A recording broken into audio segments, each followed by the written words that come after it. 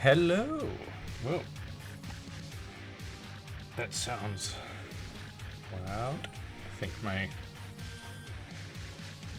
had a power outage, and I think my headset might be set. It may have like reset to be much louder than it once was. So I think that's just on my end then.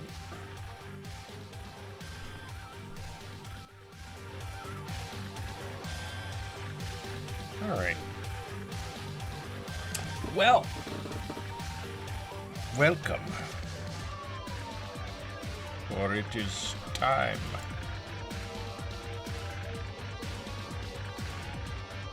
It's time for Metroid Monday. Because with Metroid Prime 4 coming out sometime soon-ish, still don't have an actual release date, just know it's sometime in 2025, supposedly. Well. Also, this music, for anyone who wants to know, it's Doppelganger by Vomitron. And it's a remix of the Dark Samus battle music from Prime 2. It's pretty sick. But today we're playing Metroid Prime Hunters. Because, like I said, Prime 2 is coming out supposedly sometime this year, and which I will be playing as soon as I can. And in that game, we will be seeing a certain hunter called Sylux, who first appears in Metroid Prime Hunters. Not exactly like any real lore about him in this game, but it is his first appearance, so I figured we should play it on stream, because it's also a pretty good game. So that's what we'll be doing. It'll probably, I'm expecting a 2, maybe 3 streams. We'll see. I will be reading all of the scan data as we go through, so that's gonna add on to the time, of course. But it should be a good time. And I made it myself a little overlay here. Look at it. I love it. It's simple, yet just very good for a background to be just behind the game while we play. But also, when I was making it, I was like, okay, we're just gonna have a baseline of orange, you know, because Samus's suit, a lot of orange, so that should be good. And then I was like, okay, now we'll do a bunch of these Samus symbols. That's good. Yeah. Do a bunch of different like angles and sizes and placements. And then I was like, well, what color should I have? You know what? I'll make them 3 different colors. I'll make some of them yellow to match like the midriff / inside of the calf of Samus's Varia suit, and then we'll make the big ones red, because, you know, there's the red helmet, the red chest, yeah, that, and then, I don't know, green, I guess, because you got the green lights and the green arm cannon. I couldn't just do orange again, because then it would blend in. And then I was like, I stepped back after all that, and I was like, huh. Then, probably only 1 or 2 people that ever see this VOD or stream will know what I'm talking about, but there's a show in Japan called Kamen Rider, and there was one particular season, Kamen Rider O's, whose main writer used these 3 medals to transform into his like superhero mode, and the 3 colors are red, yellow, and green, and they're all these like circular metal things, and boy, if that don't look like a bunch of O's medals, huh? Completely by accident, a happy accident, but accident nonetheless. So if anyone happens to see this and is looking at it like, that looks kind of like, yeah, I noticed too. But it's time. It is time to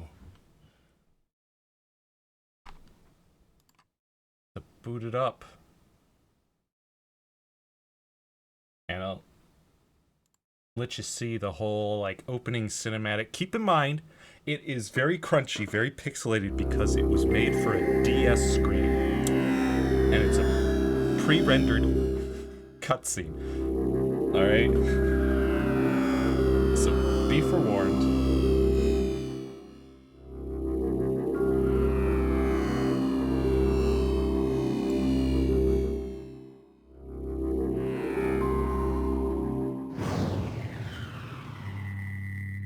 Metroid Prime Hunters. And we're gonna get an introduction to the Hunters. Happens to be, first up, Psylocke, species unknown, origins Silosis? He hates the Galactic Federation, that's all we know. He's an angry man. Weevil, species cybernetic space pirate, origins unknown. He's cybernetic, he was a space pirate. Also, I don't think he likes the space pirates. Noxus, species Vozon, origins Vo. Trace, species Kraken, origins Kraken Empire. They all look just like that. Spire, species, I think it's Diamoni, origins Mondrius. Dlamoni or Dlamon, I don't know, it's hard, again, pixelated. Candid, species Enorma, origins A Sinister Laboratory. You know, A Sinister Laboratory, one of them, somewhere, And then, of course, the best of them all, Samus Aran. So we will be playing as, of course. Wow. 2004 is when this game came out. I am old, because I played it back then. I don't recall if I played it in 2004 exactly. But hey, Excuse you. I tapped. Come on. But yeah, I've got. So I've added this little bar to the center here, just to make it look nice. But it seems to be that it's like just ever so slightly, like maybe 1 or 2 pixels too big. I'm gonna try. What? Hey. There you go. Oh, hey. There. Let's see if that. I think that looks good. Just like 2 pixels. But yeah, so I will be using a stylus. I'll be using stylus controls. This was just a test file, so don't worry about it. Making sure that everything was set up properly. I did have to do some funky stuff, but mission file 79109. The secret... Okay. Data confirmation. This repeating neural thread, originating from an uncharted region of the Tetra Galaxy known as the Olympic Cluster, was recently intercepted and transmitted by Federation empaths. Empaths? Rogue contract. 1. Discover the meaning behind this mysterious telepathic message. 2. If the ultimate power can be secured, ensure Federation control. 3. If the power cannot be secured, ensure that it remains secret or destroy it. Potential complications. This operation must remain covert.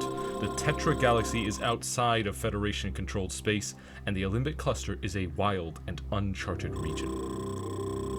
While we have kept our communications classified, we know other entities have intercepted the thread. The lure of ultimate power will be irresistible to many. Disposition of rival interests is presumed hostile. Uploading known coordinates. So we're flying off to this Olympic cluster to look for this ultimate power, and there are, what is it, like 4 or 5 planets? Scanning. Celestial Archives here is the first place we'll be going. And you'll kind of bounce between the planets quite a bit. You'll kind of jump into one planet, then you'll jump into the next, then you'll jump into the next, then you'll jump into the next, and then you'll go back and do other things. And fair warning, this was a game, again, made for the Nintendo DS. Not the largest file sizes for available space on the cartridge. So there's a lot of reusing things, specifically boss fights. There's like, if you're not counting the hunters themselves, there's like 3 boss fights, and one of them's the final boss. The other 2 repeat with little tiny bit of variation, little variation, but it's really the same fight again and again, and you just repeat them. There's like the 2 that you repeat 4 times each, so just fair warning and stuff. But and while the cinematics are really crunchy, you will notice worked a little magic here. I didn't really work much magic. I messed with some settings of things. And check this out. Look at... Hunters never looked this good, man. Hunters never looked this good. Why is this weird? Hang on. I swear I set this up correctly.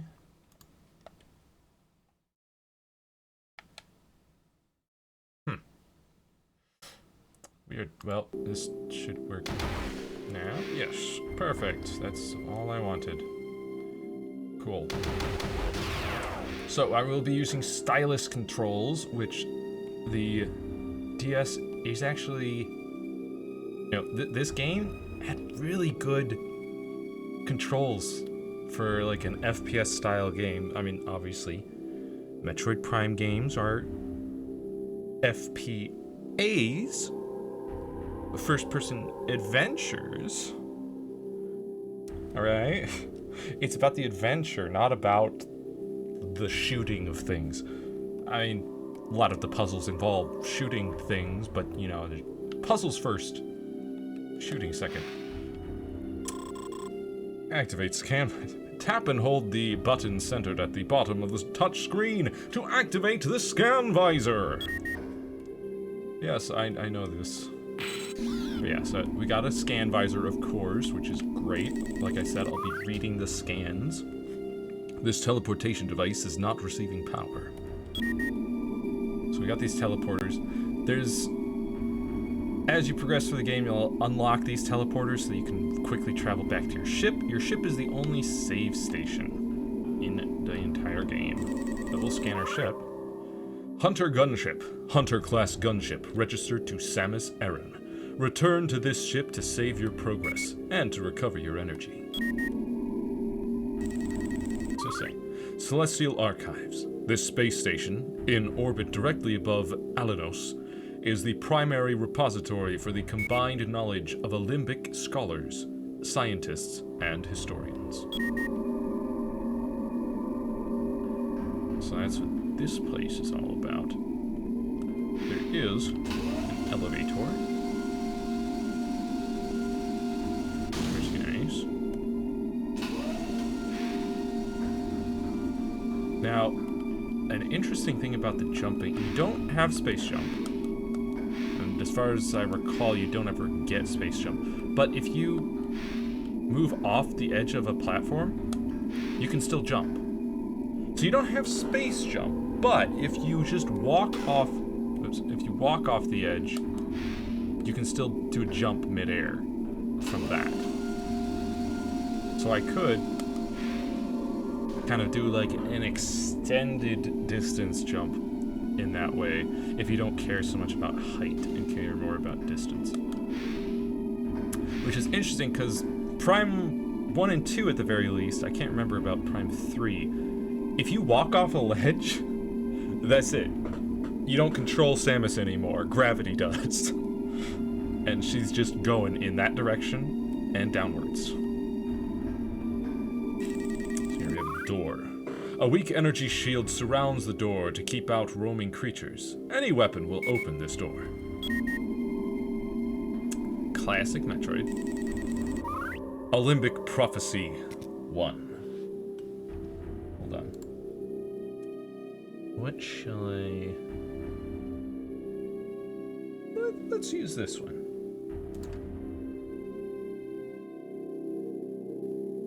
It is written that the Olympic power shall materialize when 6 frequencies shimmer in the divine spectral sequence.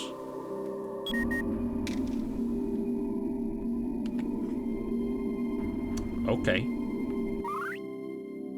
Olympic power shall materialize when 6 frequencies shimmer in the divine spectral sequence.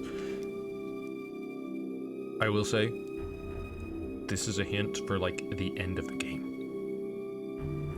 Interesting that it comes up this early.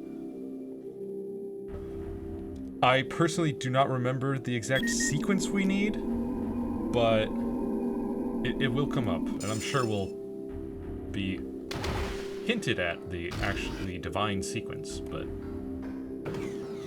yeah. So, and if you'll notice, those scans, they tend to be around these like glowy symbols here. So if you see one of those, pull out your scan browser. But yeah, look at how good this game is looking. You want to be on the lookout for scan points.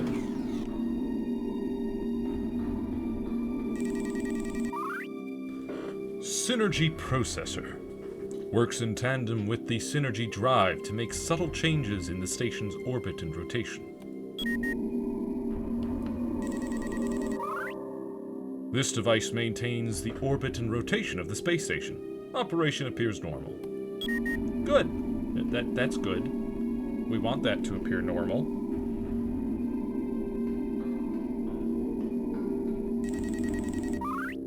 Port Helm. The secret 2 ultimate power lies in the Olympic cluster. Author and origin unknown.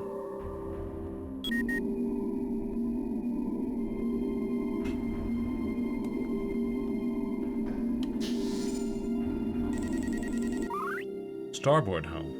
The secret to ultimate power lies in the Olympic cluster. Binary irregularities indicate the message was broadcast telepathically.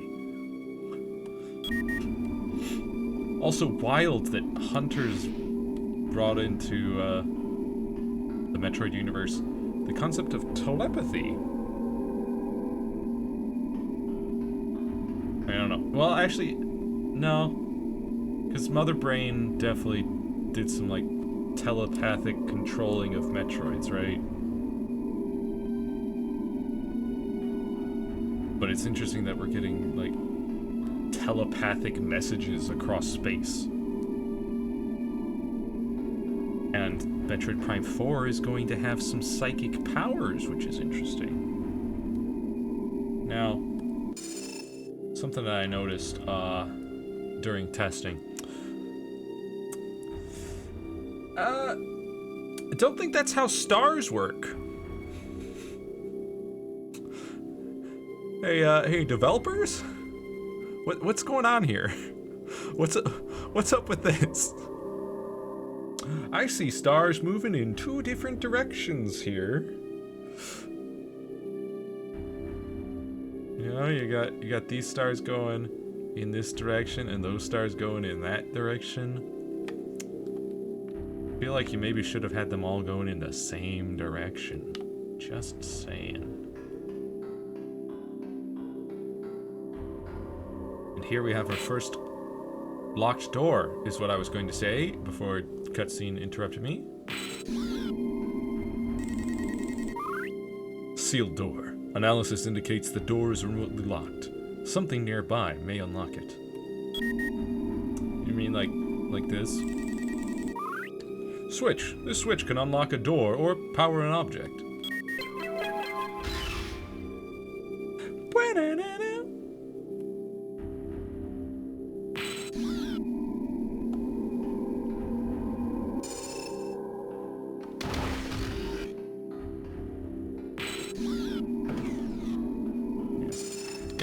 It has been a while since I last played Hunters.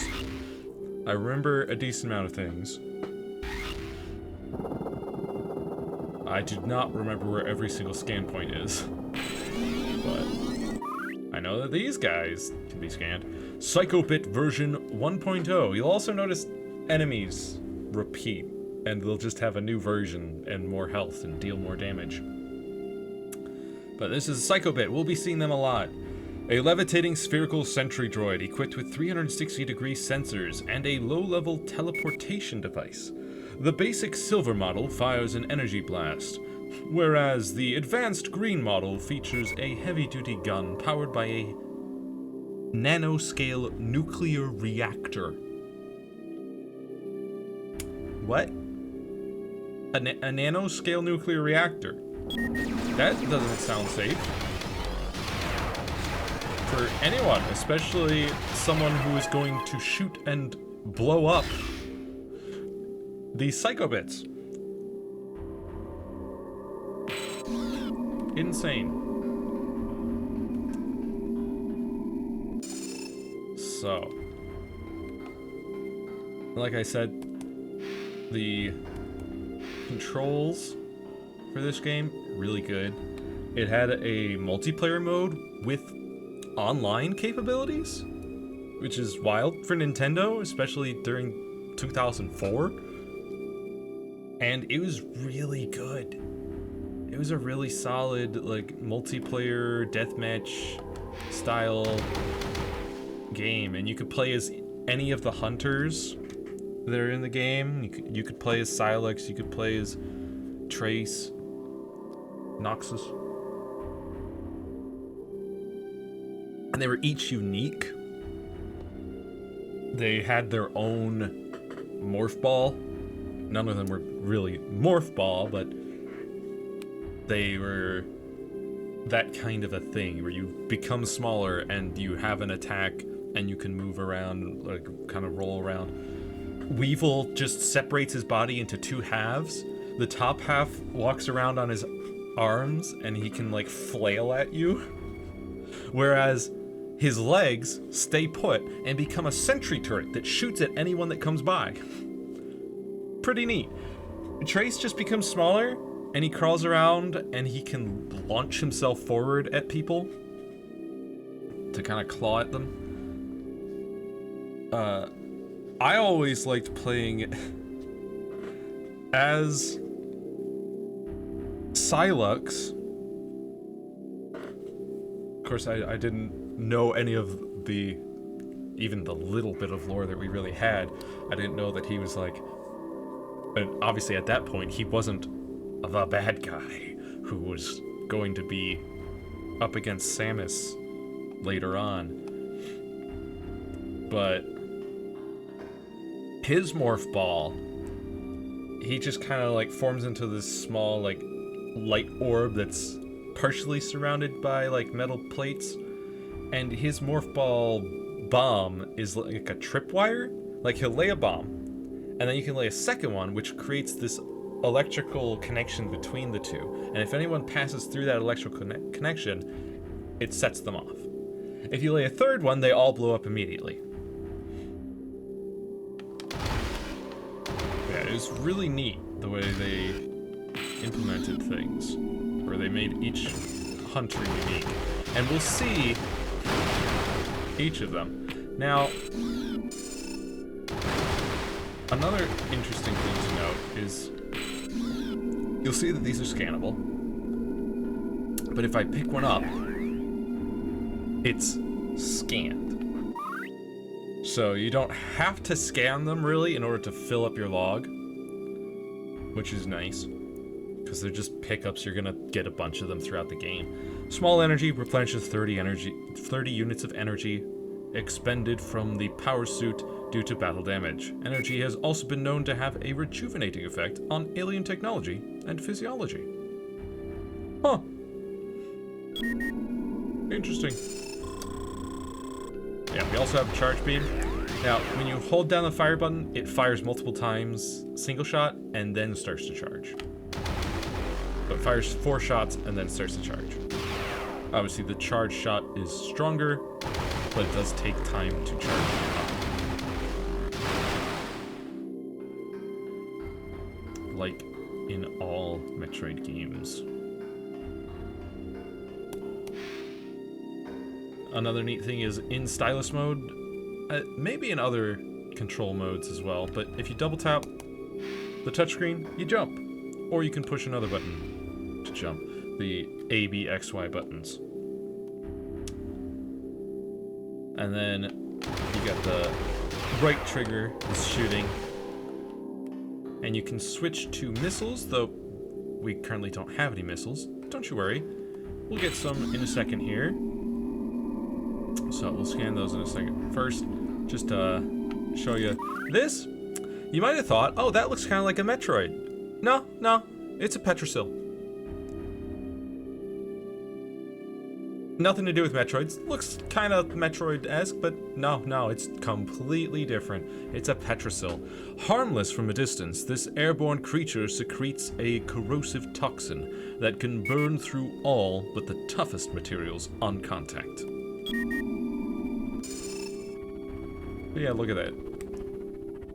It looks like some kind of like, what do they call it?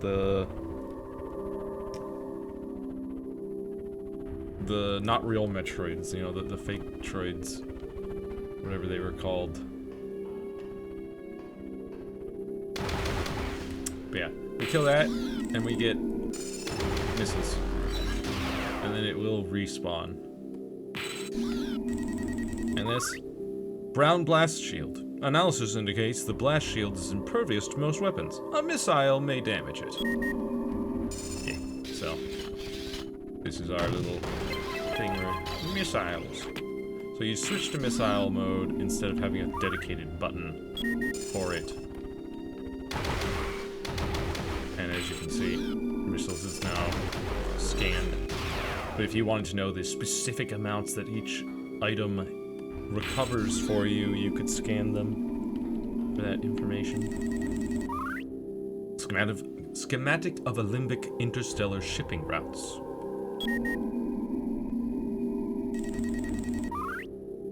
Synergy strut. Reinforcement pillar for synergy drive. Apparently it's so important it needs to be behind a blast shield. There's 3 of them.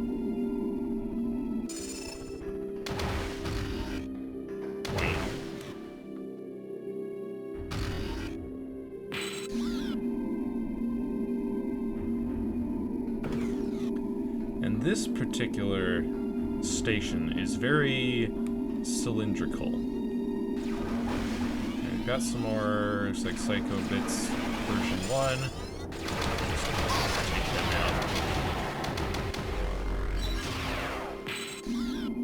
out. Took a hit, but it's fine. Gunship transmission. Warning. Confirmed arrival of unidentified vessel at Celestial Archives. Extreme caution is advised. Alright. Another gunship has arrived. And also, once we've gotten, like, into the station proper, the doors seem to have changed their style. Still shoot to open. Uh-oh. The doors have sealed.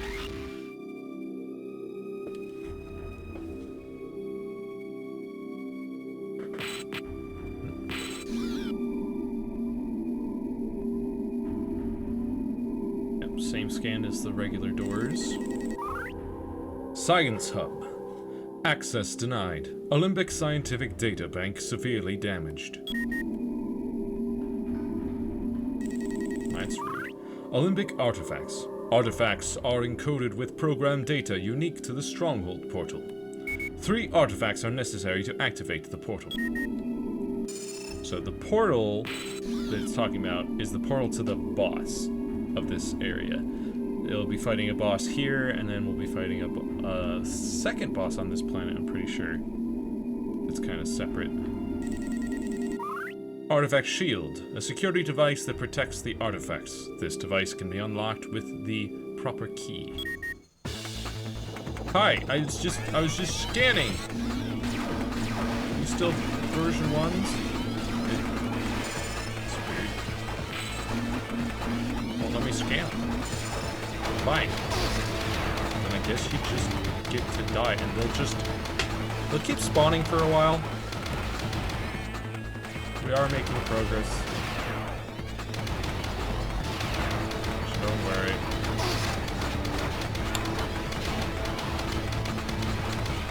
Yeah. Back in 2004, this was basically the best FPS controls that you can get. Way better than Twin Stick.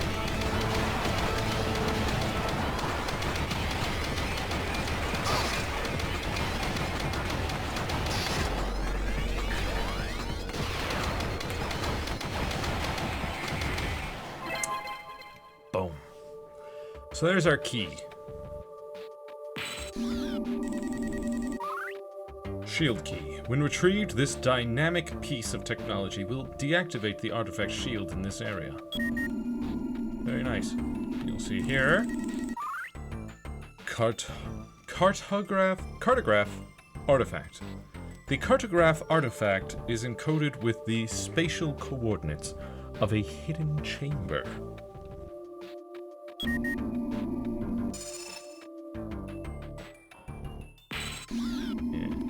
So I have to wonder. Well, first of all, what's going on there?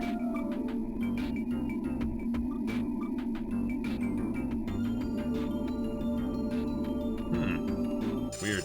Must have been seeing a thing through a wall or something.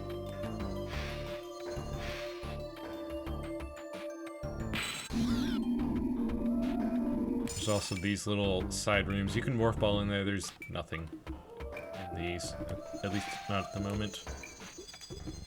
There we go.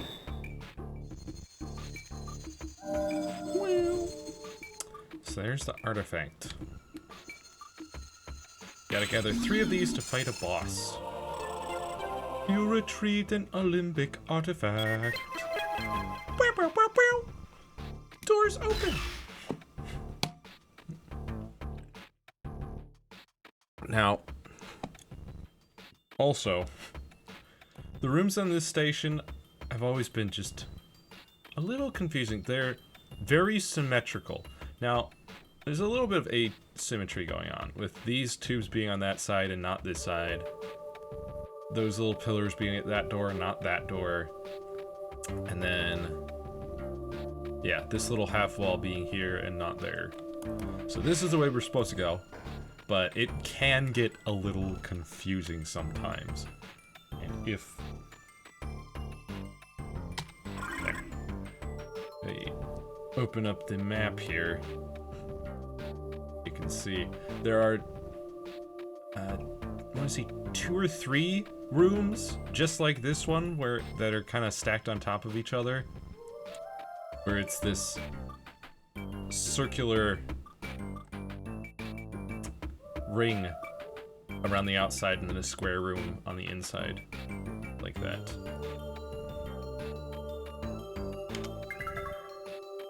Yes, the map does make a return and it's pretty nice, and you can move it with the stylus. You can move like around with D-pad, zoom in. I'm pretty sure there's a way to zoom out, but I can't remember which button. Ah, there it is. Yeah, it's L and R to zoom in and out. Or R and L to zoom in and out, respectively. What's up? Yeah, there's more of these guys. There's so many of these guys all throughout the game. Look at that. Alright, I think it's just ammunition, right? Small missile pack, yeah. Replenish reserves by 10 missiles. That's all. But it does make you think, oh yeah, morph ball. Which you can enter the morph ball and then you can move around with the D-pad, or you can move around with the stylus. And you can even boost ball with the stylus if you like really flick it. To enter morph ball tunnels, tap the morph ball icon on the lower corner of the touch screen. Lay bombs by pressing the fire button, boost by sliding the stylus quickly across the touch screen, or by pressing the boost button. I don't remember there being a boost button. No. Hang on.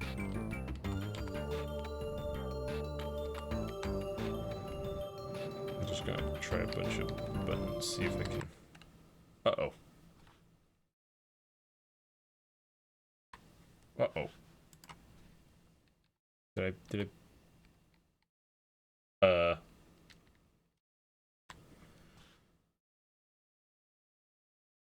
I somehow paused. Okay, we're good. Uh-oh. I don't want to see that.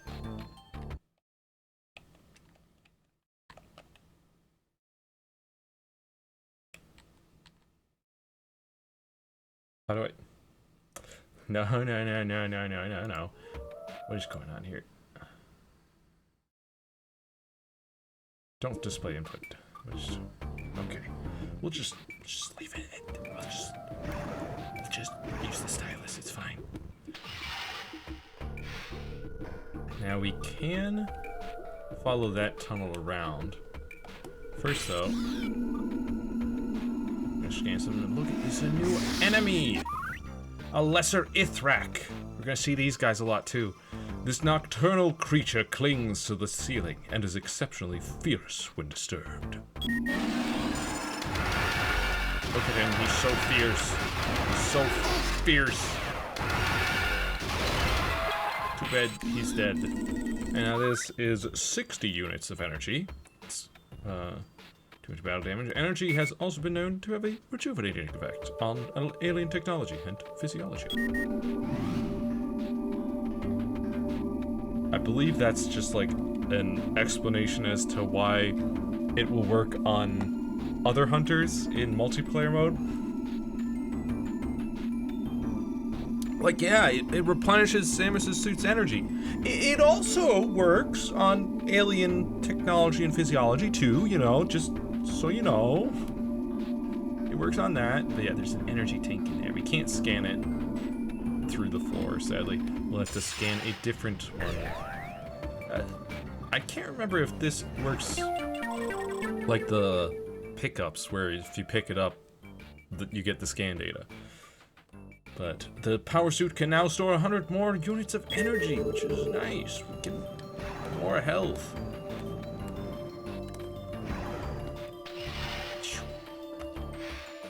Boom.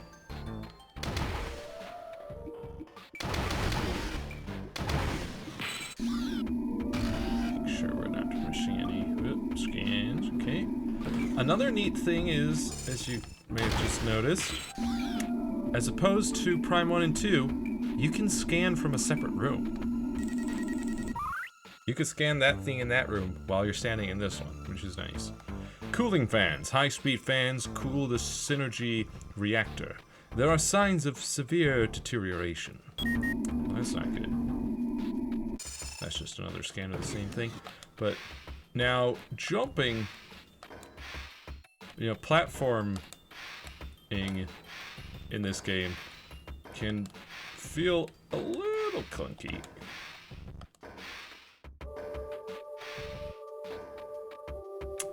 But it's alright.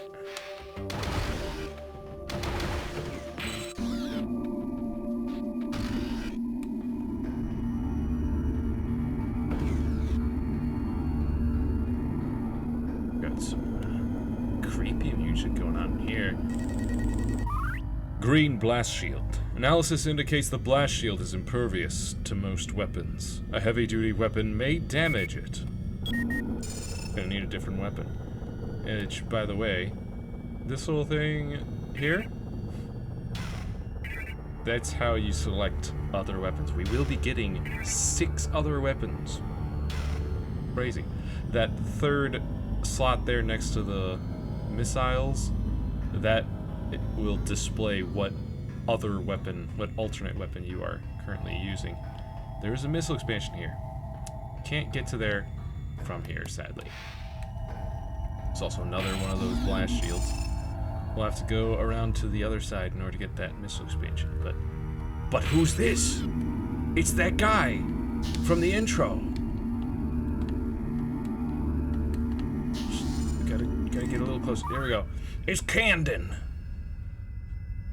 A disruptive electromagnetic field appears to surround the hunter Candon. Analysis suggests voltage potential comparable to that found in lightning storms. Candon carries the Volt Driver, which is capable of a charged blast that can disrupt the combat visor. That's right, he's got a special weapon, and he's kind of looking around like, what's going on here? Ooh. Can I shoot him? It doesn't damage him, but I can shoot him. I'm surprised. Alright. What's up? That's his morph ball form. He's like a little larva guy. Turns into a little larva guy. And the end of his tail? Well, I'll let the scan data speak for that. Boost, boost, boost. Let's get that missile expansion. Yeah, increased by 10 units, which is interesting because we started with 5. So now we've got 15. And in most Metroid in most Metroid games, missile expansions give you 5 more missiles, not 10. Oh yeah, and if you notice, as you move around the bottom screen there, that grid moves with you. Kind of move along the grid, and you get the little enemy red dots popping up. I popped into that one. Yeah, we can't get into the center of this particular room, but as you can see, like I said, it kind of stacks up. Basically the same room, just you can't get into the center yet because you need a different weapon. Yeah. So we've got to go through here. Make our way even further up. And look, it's more of those not Metroids. The Petrosils. Gunship transmission. Pilot of docked ship identified as Bounty Hunter Candon. Your warp signature was traced. Assume hostile intent. Yeah, I already met him. He ran away. But if you say he's hostile, then I will trust you. Ship of mine.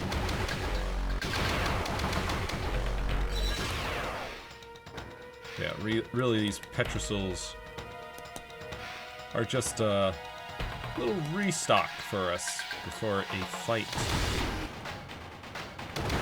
Because that's right. Candon has hostile intent.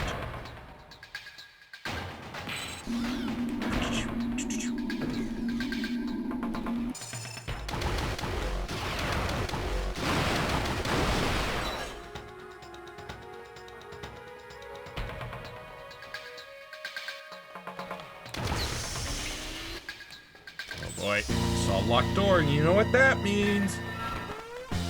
Here he is, giving us a chance to scan his Morphball form. So check it. Sting larva. Bioengineered with genetic material from the galaxy's most dangerous predatory insects.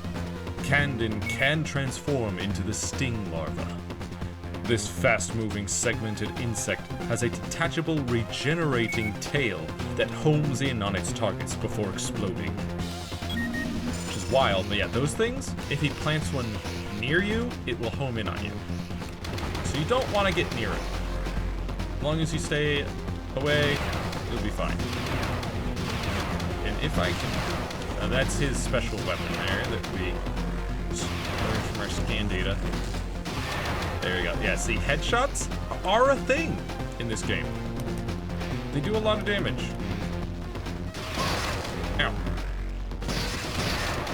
His gun does a lot of, well, not a lot of damage, but it does damages.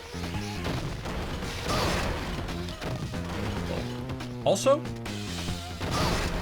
rocket jumps are a thing. Also, we can charge our missiles.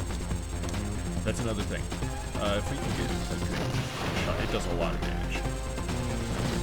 It takes a couple of misses. I think 3. But it is pretty good. You gonna come down? No? Alright. Headshot.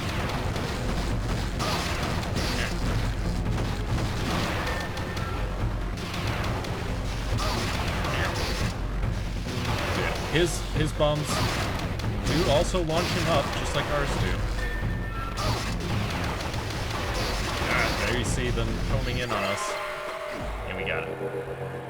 He gives us a key. Which is kind of wild. Where did we pick up those missiles? Because it was down to 2. Well. Door unlocked. Nice. But only that one.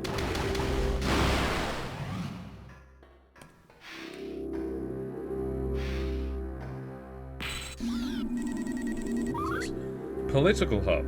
Access denied. Olympic political data bank severely damaged. Access denied. Olympic anthropological data bank severely damaged. Why are all the data banks severely damaged, man? See, nothing in there. Open that door. Get ourselves another artifact. That's right.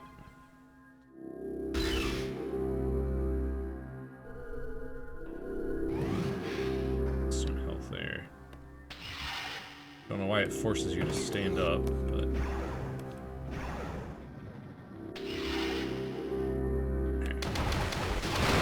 tell what door you're supposed to go through because it's got these pillars. At least on the first way through, that's the direction you're supposed to head.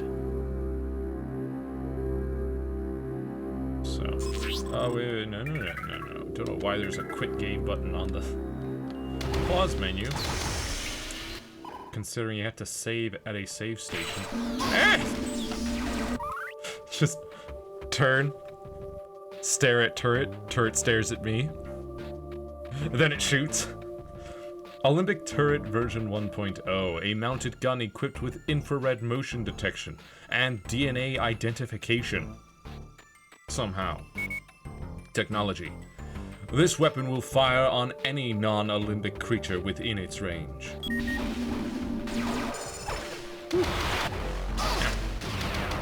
Yeah, we'll see a few of them as well. Obviously that's version 1, there will be version 2, 3, I think 4 and maybe 5. That room is... Or that... What is...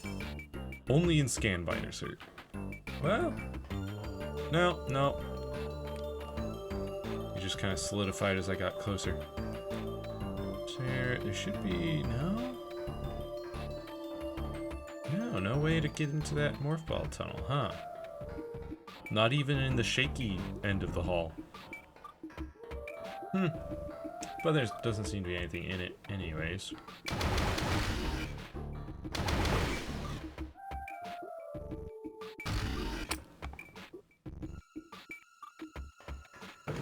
And guess what this is? Ship deck portal activated. That's right. Teleportation device online. Step into the portal to warp to another location.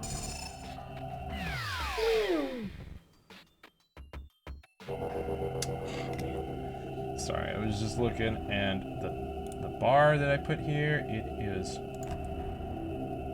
not quite right. Let's reduce it by another 4 pixels.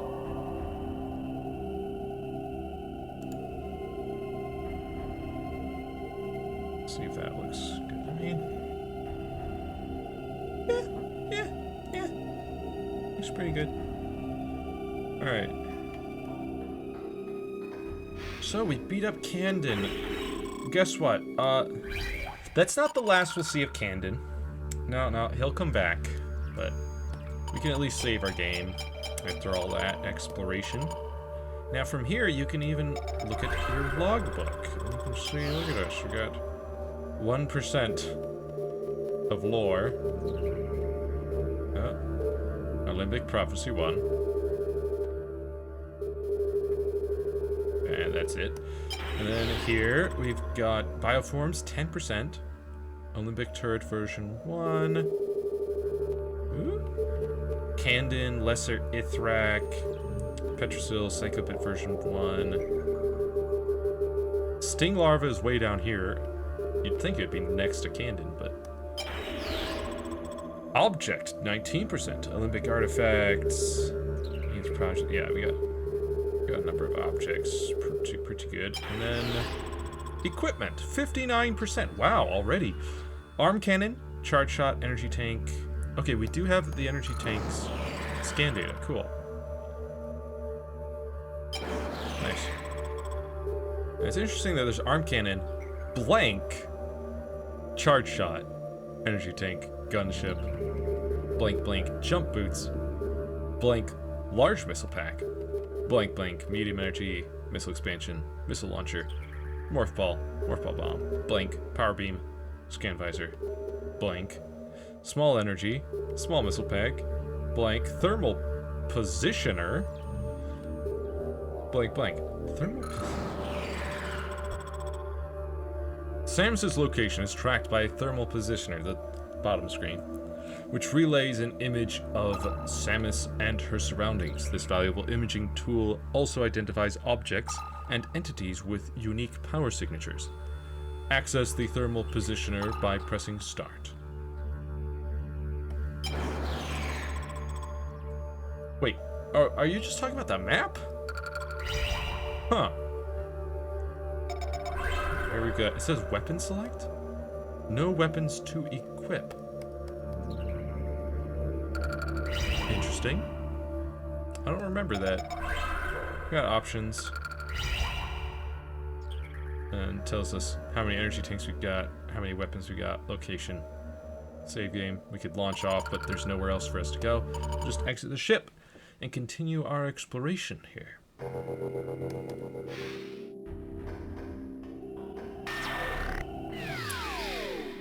And boom, we're back to where we just were. some more jumping to do. And now this is an energy field. Yellow force field. Analysis indicates the force field is impervious to most weapons. A high voltage weapon may damage its guard node. If we had Candon's weapon, we could get through there. But we do not. Beating him up did not, in fact, give us his weapon. We'll have to get it some other way. And there's like a jump pad up there, which would launch us. As I recall, you gotta go through there to get to it. And it'll send you further into the base. But for now, we can't get there. We just gotta deal with this. Southwest power conduit. This projectile-sensitive switch is used to transfer energy into this room.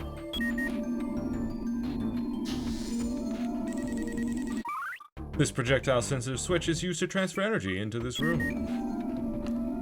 Oh yeah, each of the... Wait, no. Binary subscripture. The binary subscripture artifact contains the precise frequency of the Stronghold portal's spectral transponder, allowing anything within the teleportation matrix to warp from one point to another. You can't access... No, you can't access the logpick from your start menu in this game. You can see, though, left side of the top screen there, we've got 2 artifacts for that first teleporter. Second teleporter, no artifacts. That'll be for later in the game. But we'll just get some scans. They all say the same thing. It's just that they're different directions.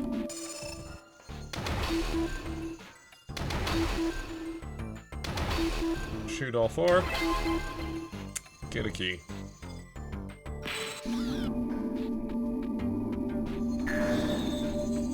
But yeah, so I guess each of the artifacts has its own scan. You retrieved an Olympic artifact. Portal activated. Long-range thermomagnetic resonance scanners indicate remote and inaccessible chambers. Use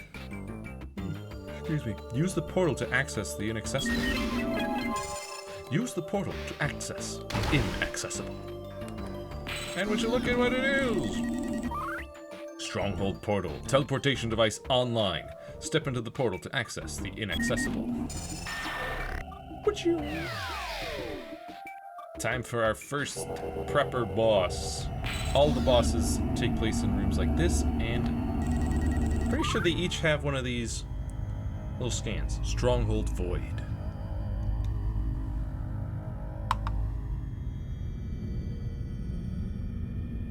This hidden room, accessible only by extraordinary means, houses our most sacred relics. It is guarded by our most formidable cybernetic security systems. Only by activating a portal controlled by a trio of artifacts can one gain access to this secret location.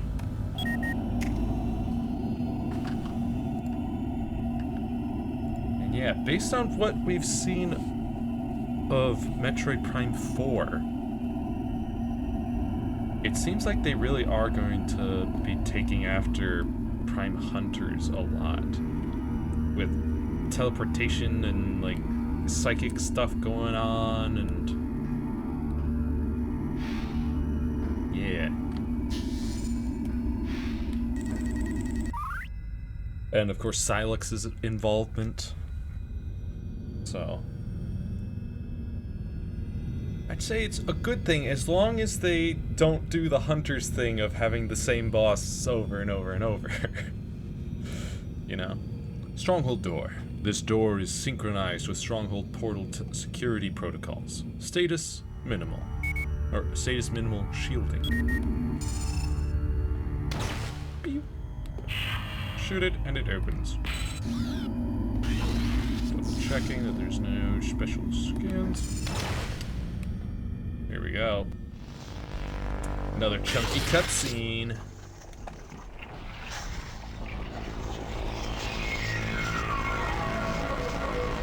doesn't look like it's as chunky on stream. Probably because my monitor is a 4K monitor and the stream is a 1080p. So. Alright, here's our first boss. It's a tower. It shoots lasers. Cretafid V1. Again, V1. There's gonna be 3 others. Utilizing the most sophisticated Olympic cybernetics, this massive cylindrical defense mechanism features precision chemical lasers. The Cretafid is a key component of Olympic military defense technology, designed to safeguard the Olympic's most sacred objects. Yeah. So you gotta shoot the blue or the blue orbs here. Ow. Ow, through. Stop it. Once you've shot all of them, the core pops up. You want to shoot it. I don't think the core has a separate escape, but then second phase, it moves the lasers down and there's more lasers. It does mean there's slightly less orbs to shoot.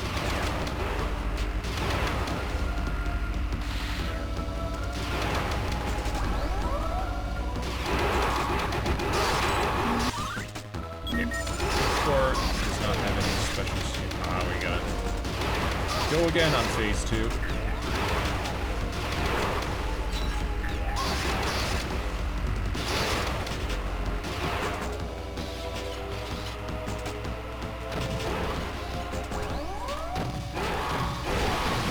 sadly that means...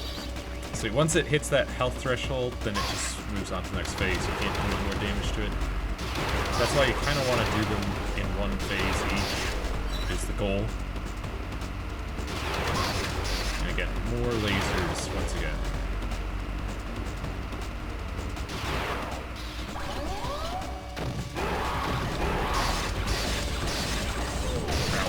Bash. Yeah. Sadly, it takes a little bit to charge up your missiles. I should have charged up my missiles right away instead of firing missiles and charging.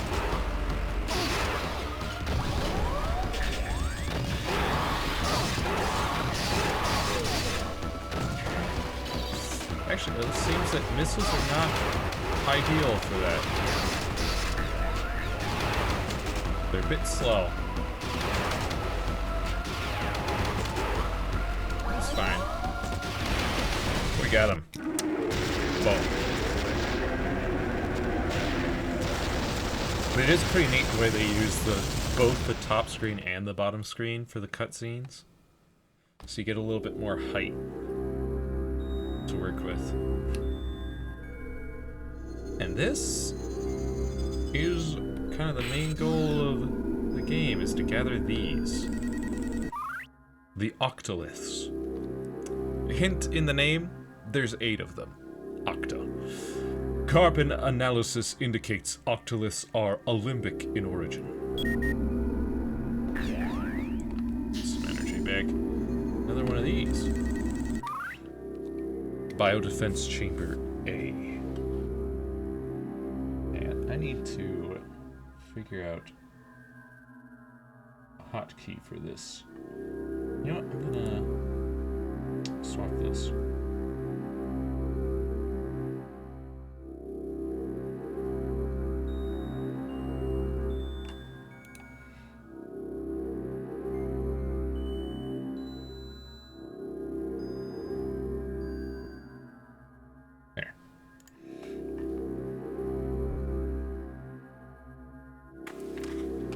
This room serves not only as home to our most sacred treasure, but also a mortal terminus for those who would trespass.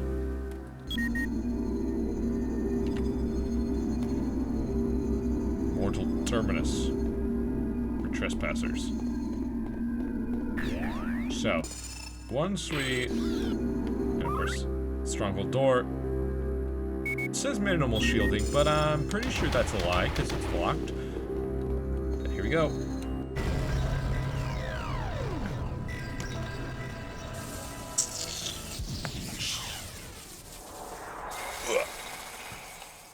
We got an octolith.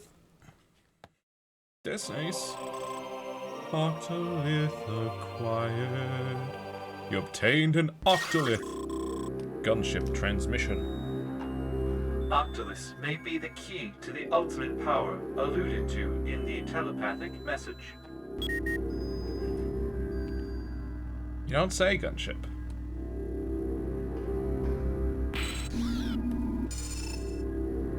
So now we just kind of leave. Just want to make sure not missing anything. Gunship transmission. Octolith taken. Security protocol initiated. Evacuate immediately. Did you say evacuate immediately? Evacuate immediately. Evacuate immediately. Hello, NRA. How's it going? We gotta evacuate immediately. Scan that one, yeah? Yeah. But I mean, we got 8 minutes. It's plenty of time. Don't worry about it.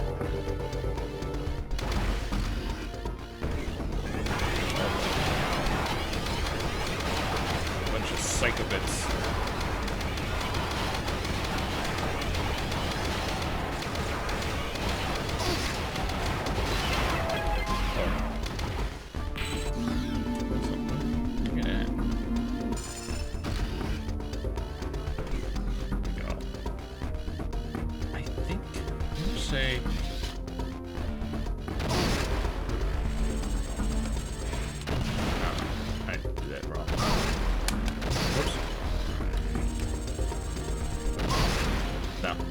I think there is like a speedrunner way to rocket jump your way up there so that you could do the second half in one trip. But also, teleporters, they're actually down right now because the octolith was taken. Switch is not receiving power. Yeah, so basically you do have to run all the way back. No shortcuts for you.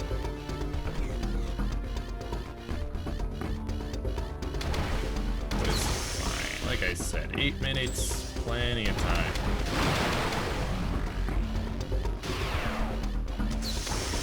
Yeah, rocket jumps are a thing.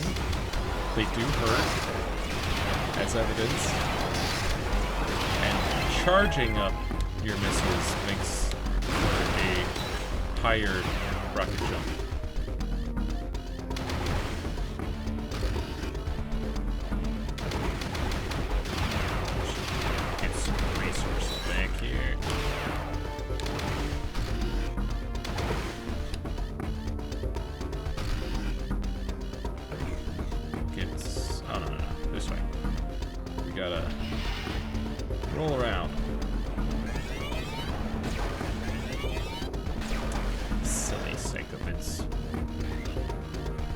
Hang on.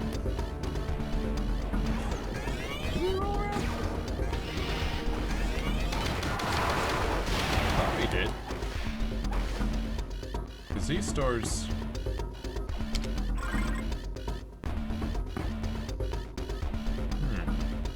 Yeah, we can't get into the center, which means we have to go around the outside, around the outside, around the outside. Go. Is it down through here? Yeah, I went the wrong direction is all.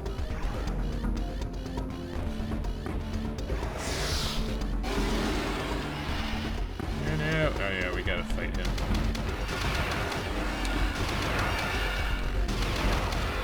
It's fine.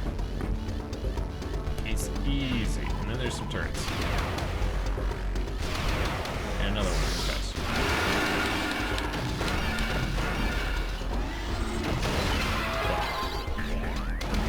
Let's go. Yeah, they do try to put a few obstacles in your path, but it's not too big.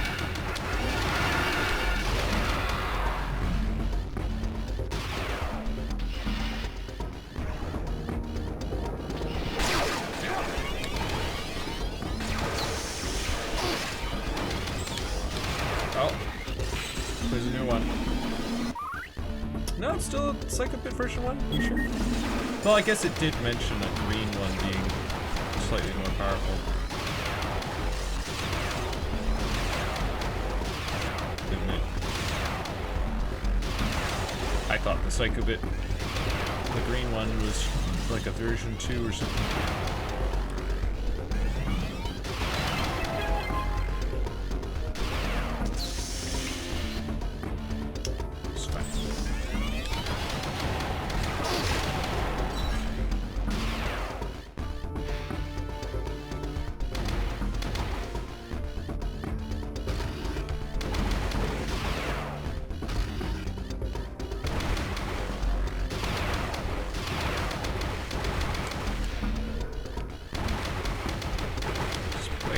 Crawling with these not Metroids.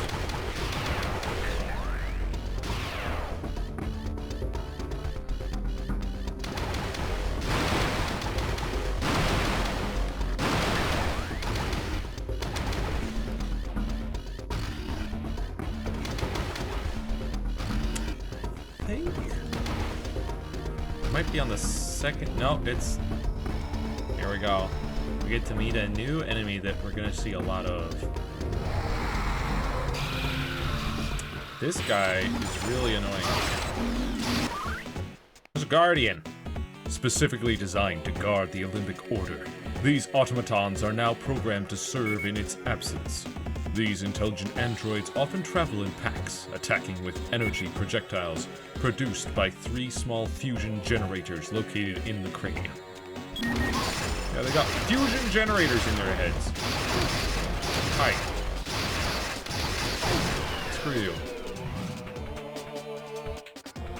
Once again, headshots do a lot of damage. Also, missiles are pretty good.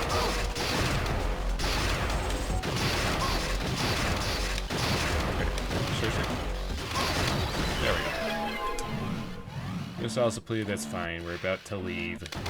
Yeah, those guys show up basically every time you get an Octolith, and they can be pretty annoying. As I recall, there is like a speedrunner strat to deal with them that involves...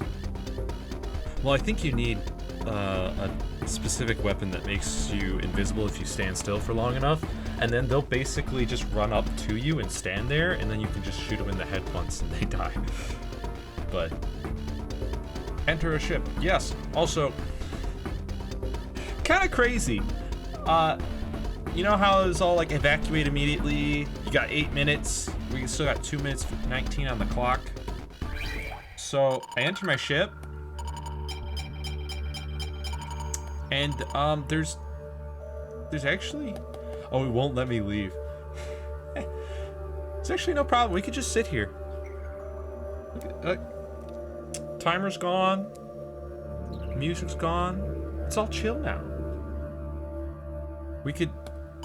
I mean, we're supposed to launch our ship now. We could literally just launch, land back on the planet, or on the station again, and everything's fine. Nothing blew up. We're all good. But if you take too long getting back to your ship, you die. It's an instant death. It's no good. But yeah, there is a new planet, Alanos. But just to show you. By the way, Candon's back. He's on this. That little thing on the side will tell you, okay, this hunter is on this planet or station or whatever. And yeah, see, we can exit our ship. And everything will be fine. No timer, nothing blew up. We're all good. But yeah, let's go to Alanos now.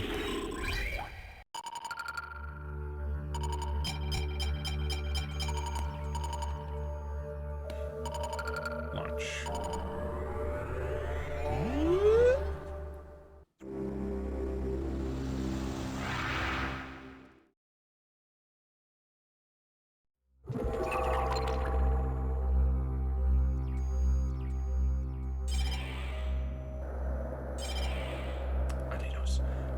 Kind of like scan around the map here. Looks like there's maybe something over there. Oh look, there's a planet. Oh, we'll be going to. And there's another one that we'll be going to. I think that one's also more like a space station than a planet. But I think that's all 4. Alright. Alinos. Let's go. To the lava planet.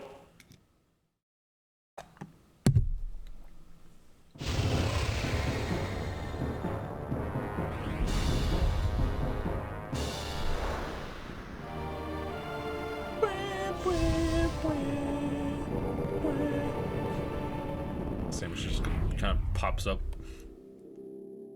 More scan data. Alinos, the once beautiful planet of Alinos, home to the Olympic Elders, has fallen into disrepair since the explosion of the planet's core. I'm sorry, the what? Sorry. The what? The explosion of the planet's core? How does the planet still exist? Sure, there's lava everywhere, but like... There was like a big gash in the planet when we were looking at it. But still, you'd think it would be like shattered if the core exploded.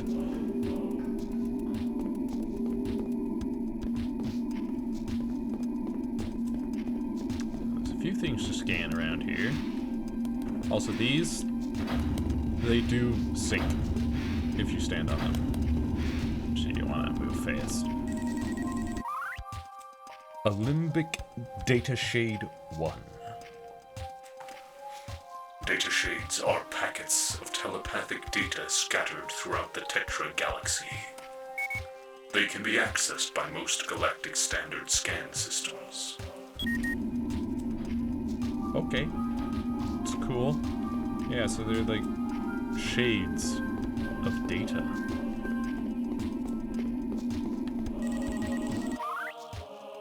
Olympic Data Shade 2. Designed to maintain data integrity indefinitely, data shades are highly resistant to tampering and decay. Scanning these packets will allow you access to our scriptures and lore. Funny that they tell us this on the second planet after we've already scanned several data shades.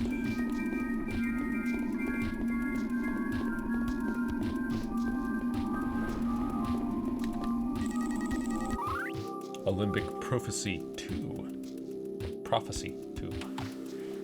In the beginning shall the darkness be torn asunder by a flash of yellow lightning.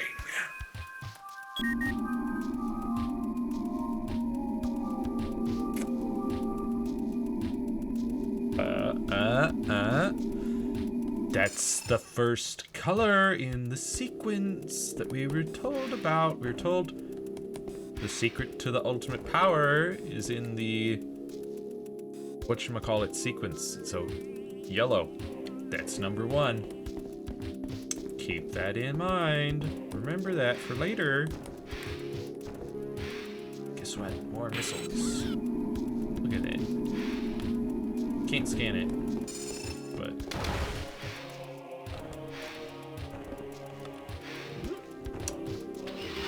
Morph ball time.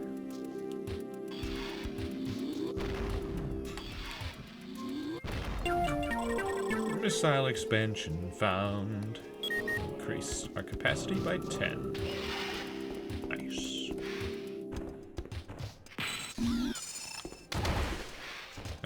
Right, there we go.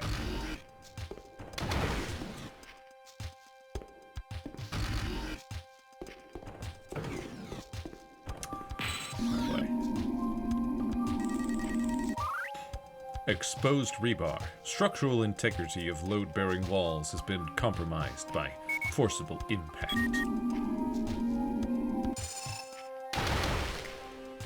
Those plants are actually mean. Zoomers! They're back! Best known for breeding rapidly and carrying disease, Zoomers are responsible for the spread of flesh-eating bacteria on Zebes, resulting in the extinction of many native species.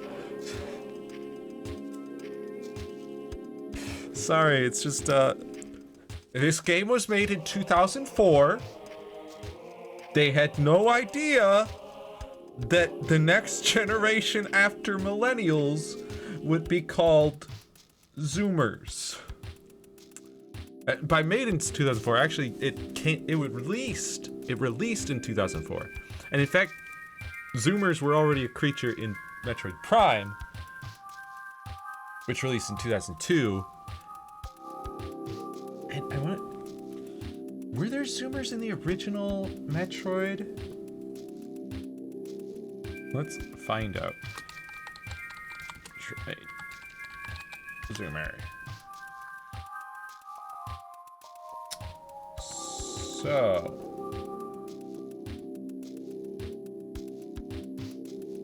The Zoomer. Native to Zebes and Talon 4, these creatures can be found throughout the Metroid series. Yeah, yes, they were in the original Metroid. Okay, so 1986. Okay, all right. In 1986, they got their name.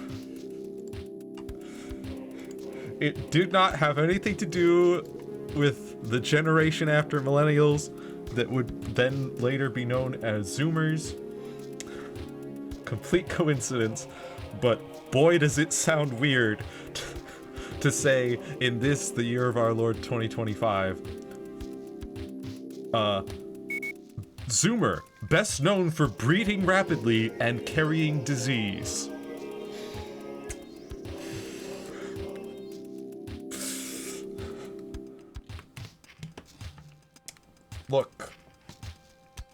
Look, I'm just the messenger, alright? I'm just the messenger. I'm just reading the scan data from 2004. Responsible for the spread of flesh-eating bacteria on Zebes, resulting in the extinction of many native species. Go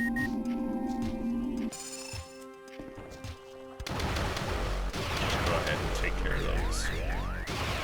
And yeah, these plants, I told you they're rude. They're rude because they hurt you. You can shoot them for health, but if you touch them, it hurts. Wipe them out. You can't even scan them. History 1. These are our last recorded messages. We depart from this place of death. If you honor our memory, do not attempt to solve the mystery of our disappearance. Well, I'm gonna have to, because there are other people that are trying to solve it, and if they solve it first, then bad times for the galaxy. So I've got to solve it first to safeguard the ultimate power. Yeah, see, like I said, swirls. Pull out your scan visor. And find some data shades. Now, this room is a bit of a maze, and honestly, I don't remember exactly, obviously, don't remember the path you're supposed to take, but it's fine. You can kind of fumble your way around. It kind of loops around back on itself a bit. There's also this little alcove. Have a look around. Kill some Zoomers in-game. In fact, you have to, I guess, to get this key to unlock that door that we found.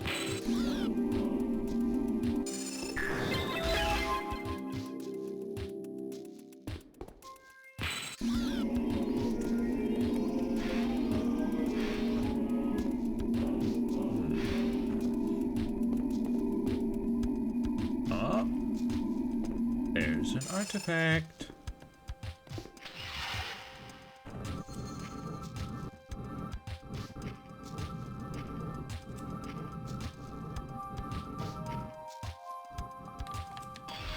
Is this just a dead end? Yeah.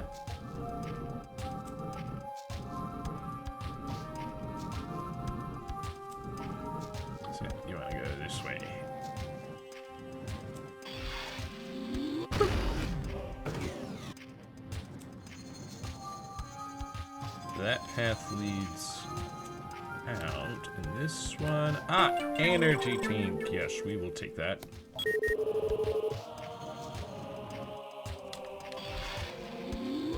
And then dead end.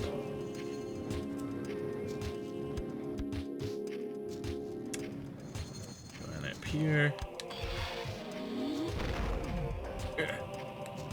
Woo! Now we're above the Morph Ball maze, and we can look down upon it in victory. Nice, that was a big, big energy.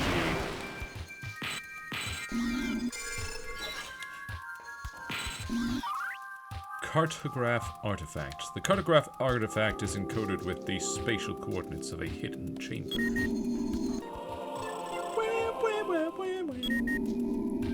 Okay, so it shares, that one shares a scan data login, you know, like a logbook entry with the other cartograph artifacts. Sealed force field. Analysis indicates the force field is remotely locked. Something nearby may be able to circumvent the lock. Something nearby.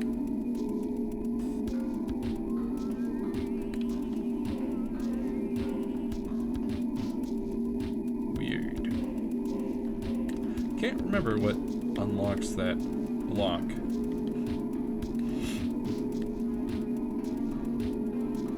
We went through the whole maze, after all.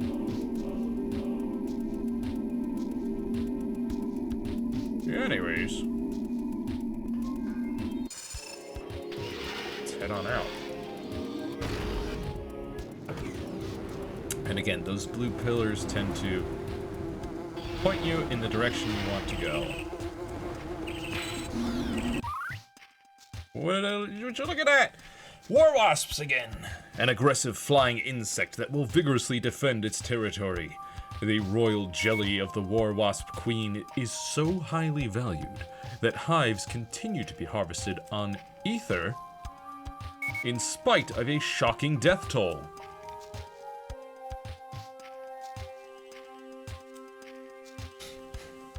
What's going on Ether, man? We saved it from the whole split dimensions fiasco. Saved the last of the Luminoths. And now they're harvesting Wasp Queen Royal Jelly. And there's a shocking death toll. It's also wild that that's part of the scan data for the war wasps here in Prime Hunters.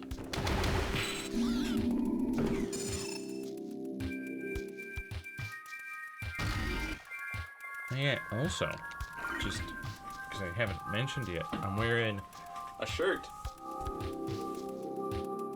A lovely shirt, which is a depiction, like an artist's depiction of Jupiter and its 4 moons.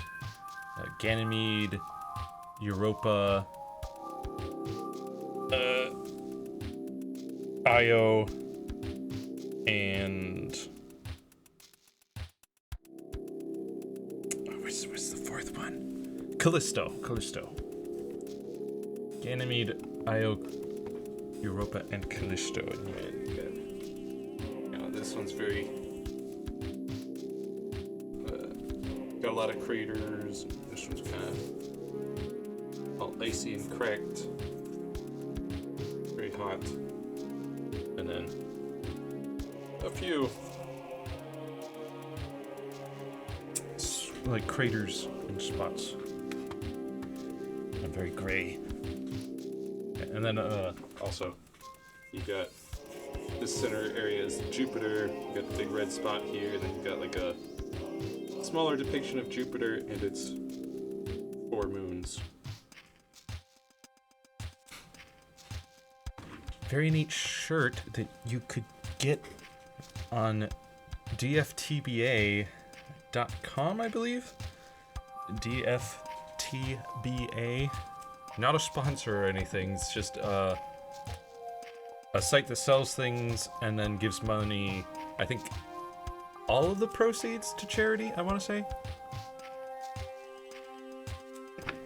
So it's nice. You get a cool shirt and you donate to charity in the same interaction.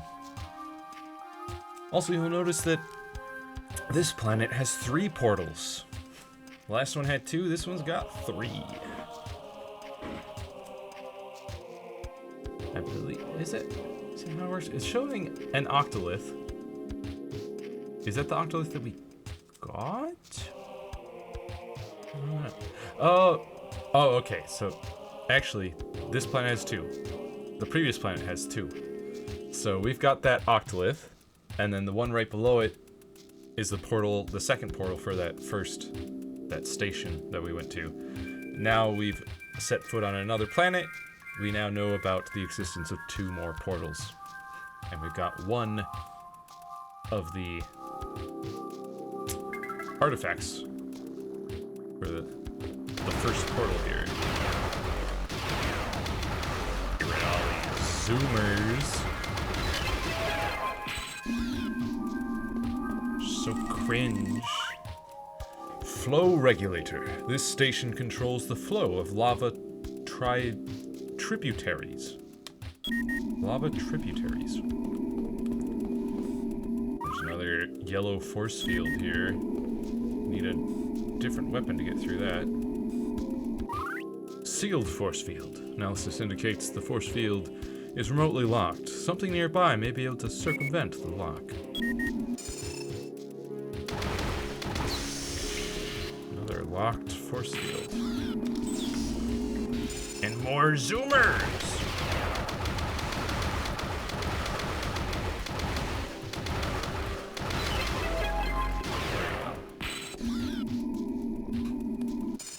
So Ohio, those zoomers, man.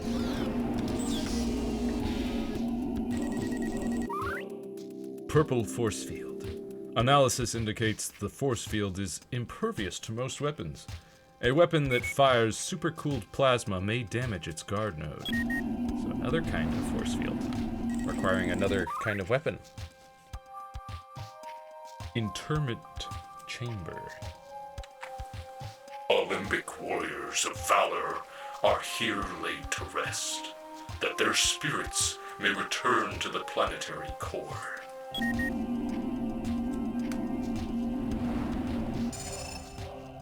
Here?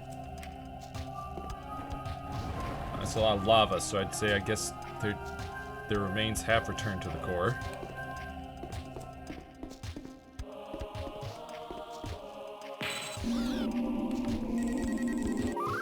Magma vent. Relieves pressure buildup from the unstable planetary core. Yeah.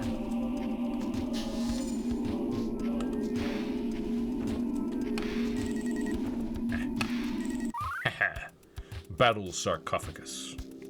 Oh, just laying out in the open. Great. This tomb contains the remains of Olympic General Almiak, who led the Olympic people to victory in the Tetra Border Wars 2,000 years ago. He later formed the Olympic Order of Elders. Okay, that's cool. Uh-oh, another hunter. It's Spire. He fires magma orbs that bounce. Ow. Hang on. Just one second, Spire. Reading lore. Olympic scripture. This language cannot be translated. Never mind, Spire. I'm not reading the lore because I can't read. I'll be with you in but a moment. Whoops. Hang on, Spire. I fell off the ramp. I gotta go back up. Oh, look. What? 1 second, Spire. Again. Blast cap. A large mushroom that explodes on contact, emitting noxious gas. Originating on Talon 4. Its spores can survive without atmosphere and have propagated throughout the galaxy on solar winds. They've what? That's some mushroom, my guy. They just fly on solar winds from planet to planet. Ow, Spire. Could you, like, chill for a second while I scan you?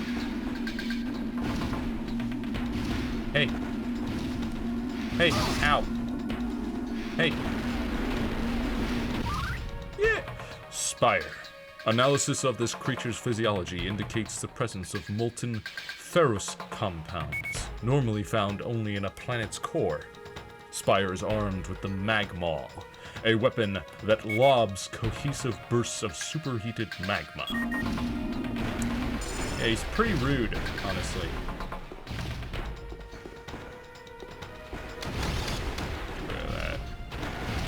Ow, ow. Yep, just like on Talon Fort.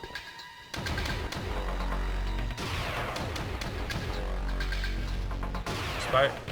Why is my chart beam, like, curving? Also, this room is big, and it does kind of bog the game down a little bit. Oh, look!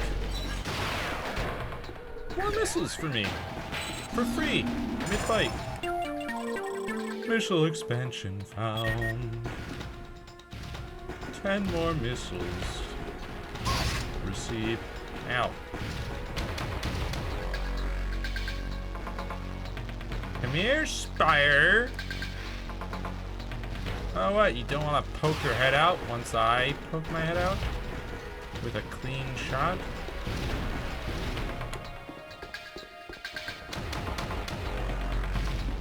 Eh!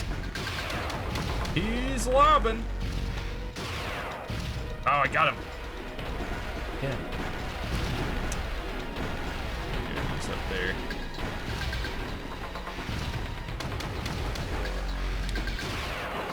Oh, got him. And he's running away, running to a different room. Well, that means that we can actually explore without him shooting at us like a rude. Science sarcophagus. This tomb contains the remains of... What's it? Hello, Cronus. Yes, bro did say lob everything. This tomb contains the remains of the great Arctherus, whose discovery of neurogenesis marked the advent of the modern Olympic era, a time of unprecedented peace and prosperity. Cool. Oh, wait, actually, just pull that back out.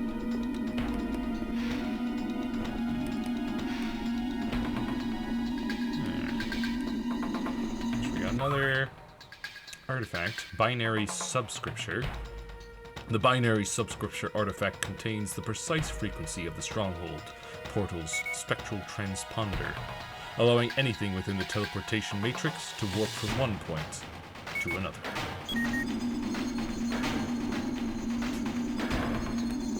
That's nice. Alright, is there anything? Nope, can't read that.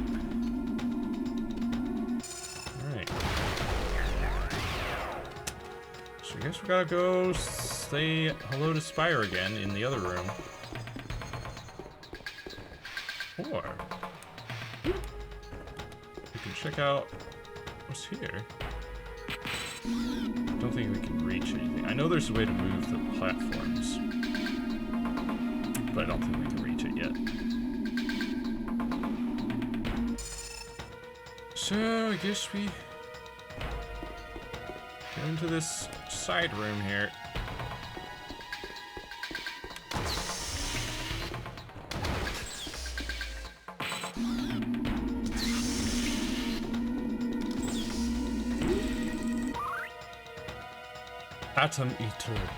Atometer artifact. The Atometer artifact contains schematics for atomic mapping, allowing a portal to disassemble the molecular structure of anything within the teleportation matrix. See, that's why you need all three. You need to know where to go, and you need to know. You need to give it the coordinates of where to go and the ability to actually atomize you and then reform you at the other end. Voldrum, a high-speed rolling robot in nearly constant motion, equipped with 2 large guns for attacking from a distance. It is equally efficient at close quarters combat. Well, it is currently close quarters. Close quarters. Not quarters. Yeah, we do want to deal with this though, because that's going to spawn more. Oh look. What did I just say? Hi, Spire. Oh, look at you. Giving yourself such a height advantage. Hey, guess what? Headshot. Oh, you're gonna come down here? Oh, it's his morph ball. Dialanche. Spire's alternative form is the Dialanche, a hyper-condensed ferrous orb able to roll at high speeds. The Dialanche is equipped with 2 retractable titanium limbs used to batter adversaries.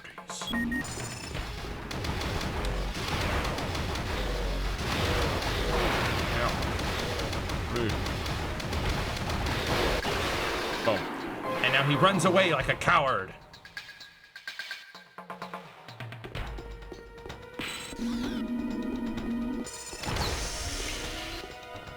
What the?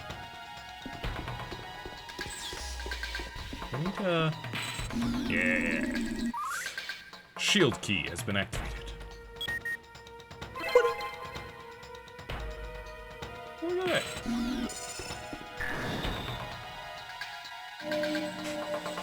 Hey, another artifact for us. Also, we can see there's the portal. We can scan it through the floor at this specific angle for some reason. Stronghold portal. 3 artifacts are necessary to restore functionality. We're about to get the second. You retrieved an limbic artifact. And I believe once we beat up Spire, we're gonna get our 3rd. Sure? There you go. Look at him go.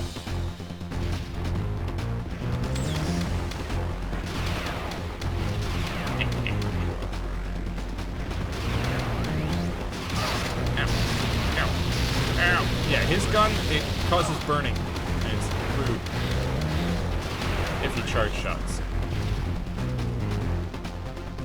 Okay, there he is. Okay, like I said, this room though, not good for the FPS. Ow.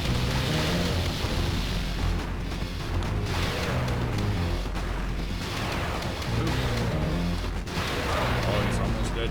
There we go, got him.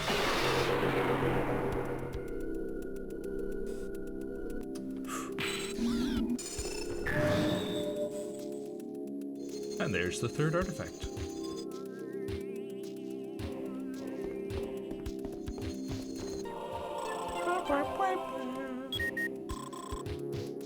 Long-range thermomagnetic resonance scanners indicate remote and inaccessible chambers. Use the portal to access the inaccessible.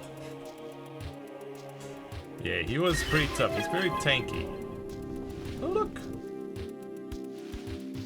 Platform. Oh, yeah, and more of those spawners pops up. Look at that pesky thing. Are you a V2 or are you still a V1? Still a V1. Alright.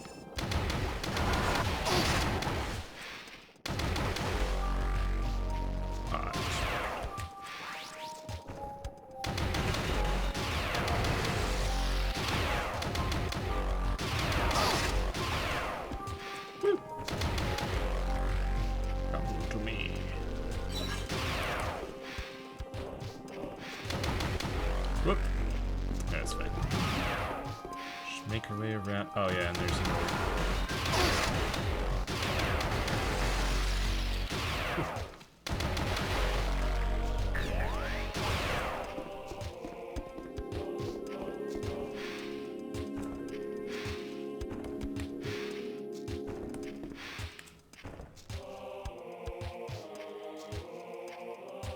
How am I streaming it? Through very legal methods, of course.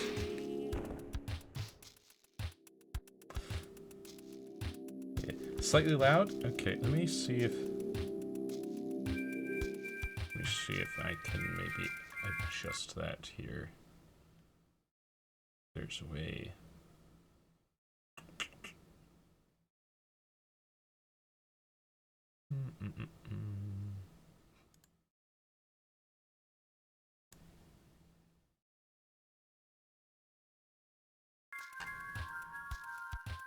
See if that's... How's that? Obviously, battle music is going to be louder than the rest of the game. Games tend to do that, but... You're welcome. Yeah, all I'm gonna say is Des and Moo and May.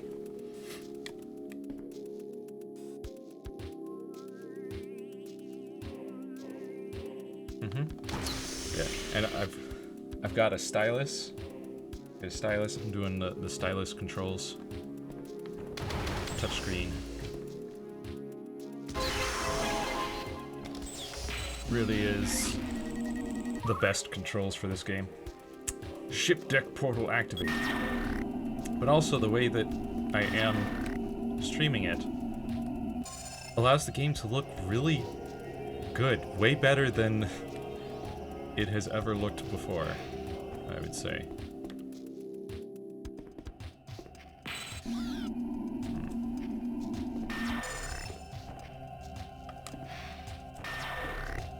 Let's go back and save and recover, because we're about to fight another boss. Come on.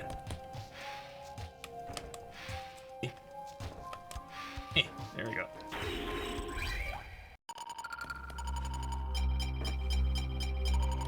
Saving. And, real quick, logbook. There's something I wanted to check. So first off, we got Olympic artifacts. Yes. Olympic scripture, Alinos. I got 22%, which is neat. 62% of equipment scans. 24% bioforms.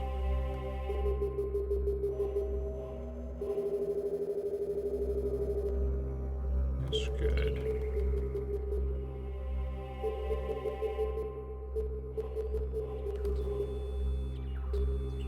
Really hard. Yeah, because of the scans. There's some scans that you just don't get very many opportunities with. Actually, I guess fire there, right next to the sting larva.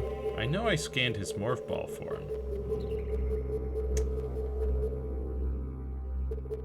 Where is it though? Oh, there it is. Dialanche, way up here. Is it alphabetical? I think it's alphabetical. Huh. Yeah, because it ends with Zoomer. Alright.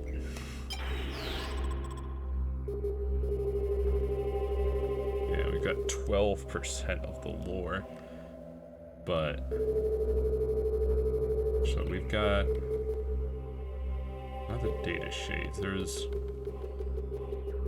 So the prophecy here.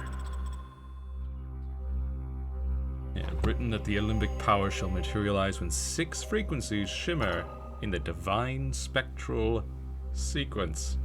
Zoomer. Yeah.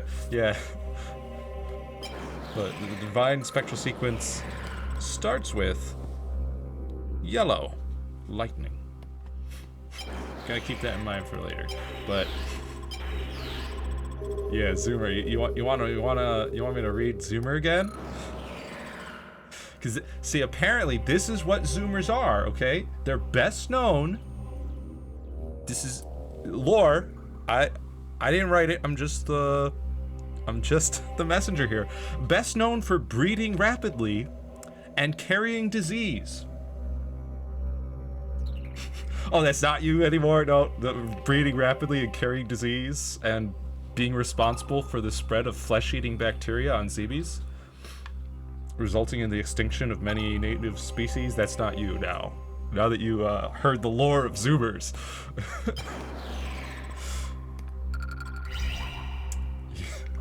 Yeah. It's still wild to me that it's like, back in 1986, Nintendo decided to call this creature Zoomer. And then, here we are, with a whole generation of people being called Zoomers. Complete coincidence. No correlation. Wild.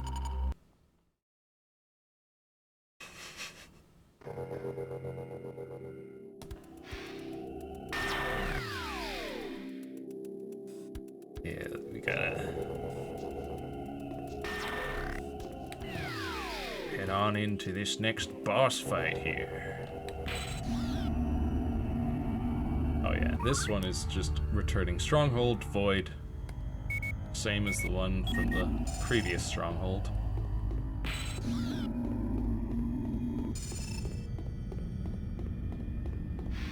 Yeah, or the Ots. Yeah. Ots kids, yeah. Yeah.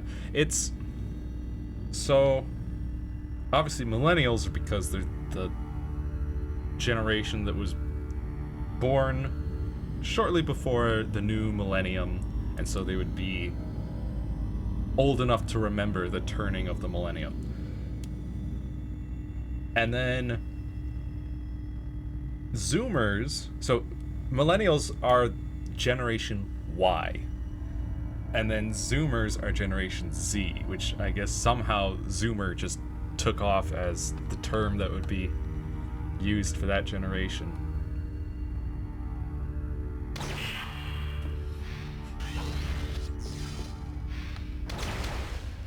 But yeah, basically anybody born 1997 to, I don't know when the end date is, because then there's Gen Alpha after that. But yeah, they're all dumb. There's Gen X before millennials, and then before that, I believe, is the baby boomers. So here's the second kind of boss in this game. A Slench. 1A for this. Another member of the Olympic Defensive Arsenal, this enormous cybernetic eyeball is engineered to protect sacred Olympic relics. The Slench attaches itself to the bio-defense chamber with 3 synapses, which transfer power to energy blasters. Its primary weapons are the green venom torpedo and the deuterium laser. It's Slenching time. The energy blasters here. Turrets on the walls of the chamber fire blasts of plasma generated by the Slench. You gotta shoot these little synapses. Avoid getting shot as best you can. Luckily you can shoot his shots. Sometimes they give you stuff.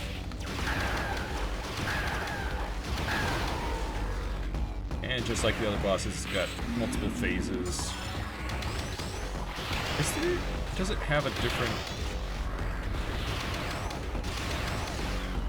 I don't think it's got a different scan when it's moving around. Alright. Oh! It does! You tricksy... Slench 1B! When aggravated, the slench detaches itself from the wall, or detaches from the wall to commence a hovering attack. Analysis indicates its shield is inoperable during levitation. Which is nice, but it also shoots a lot.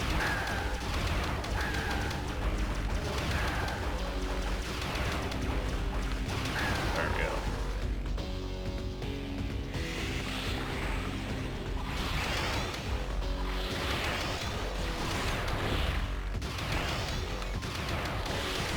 Slench one doesn't have that much health, especially in its synapses. And boom, he's dead. Boom!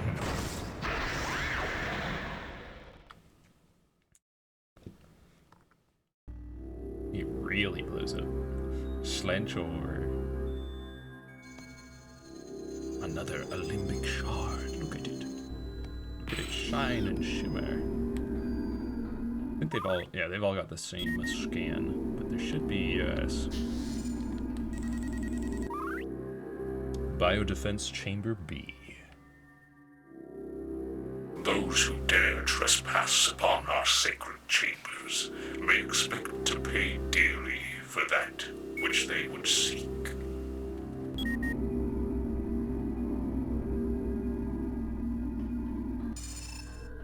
Pay dearly?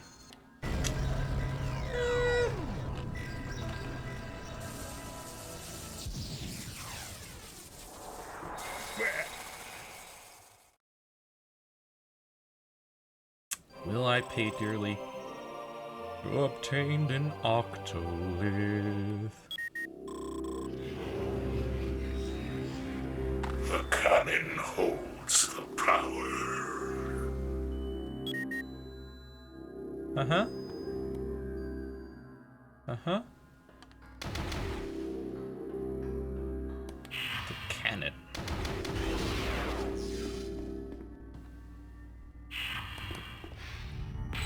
No. Yeah, no, it's just that one which we've already scanned. Gunship transmission. Security protocol initiated. Evacuate immediately. Evacuate immediately. Evacuate immediately. It's time to go. We only got 4.5 minutes this time.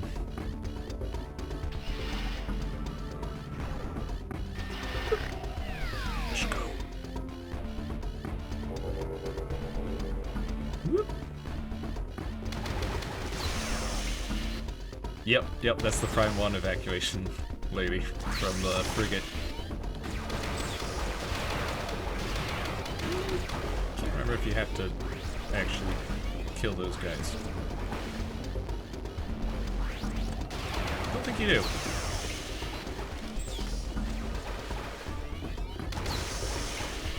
Yeah, no. Why waste the time? Yeah, I've just got that sound clip kind of queued up on a soundboard. Oh, Weevil! Weevil! Weevil's weapon of choice is the Battle Hammer, a heavy-duty repeating weapon with a lethal blast radius. Maintain distance and avoid a direct hit from this high-caliber weapon. Yeah. It's not like he's right next to me right now as I scan him. But I also have a few other things from Prime, like I've got this, and this, and this, and this one, and this one, and this one. So I've got all of the space pirates saying what really sounds like pizza. I gotta say, they really seem to be craving that pizza. Yeah, exactly.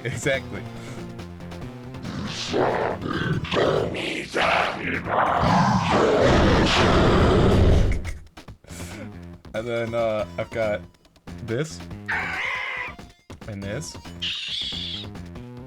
and this, and then I've got oh yeah, missiles from Ridley. Yeah, finisher. Yeah, I can see that one too.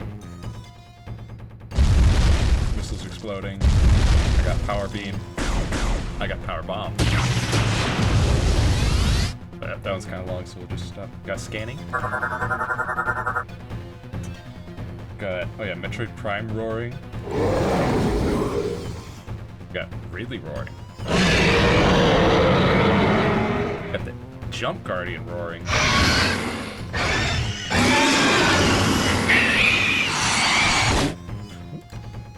Thank you for the follow, Cronus9. Much appreciated, yeah. And my follow message alert sound is the Metroid Screech. And then, oh yeah, also Omega Pirate. Hey.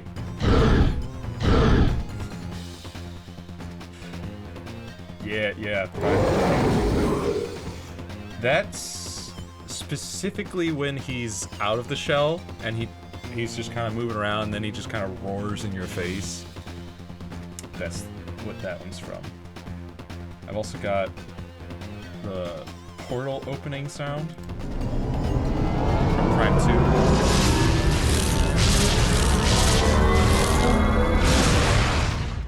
2. And then the ambient sound of it, which I could loop. But yeah, I got all of those at the ready. Also, this from Prime 2.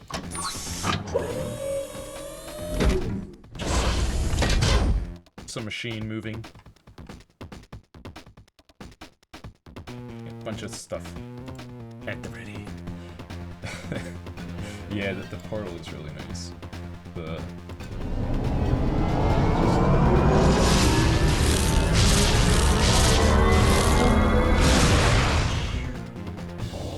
Just ambient. Very nice. Yeah, I ripped those from the games, and yeah, Prime games, really fun. And I will be, this Friday, I'll be playing through Prime 1 again. I will probably be doing a silly little challenge. I've done it once before, and it was very tiring. So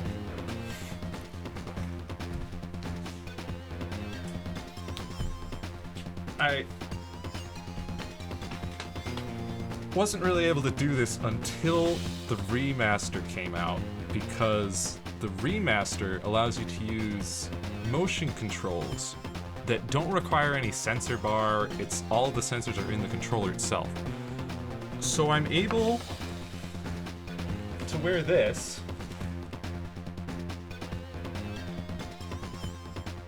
arm cannon while I play the game and use the motion controls.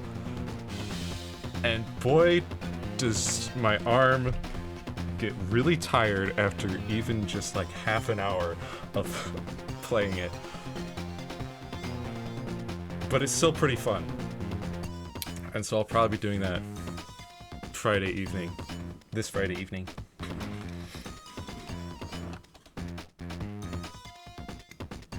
Yeah, that's the bird DNA difference, yup. For sure.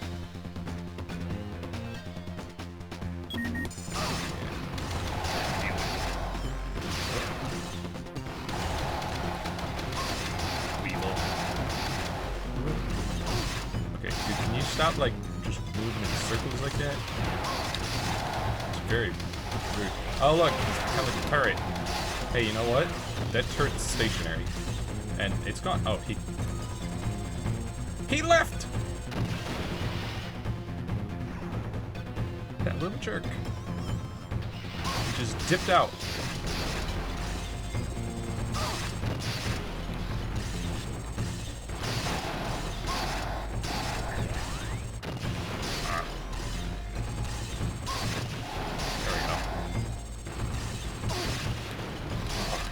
Dodged it. There we go.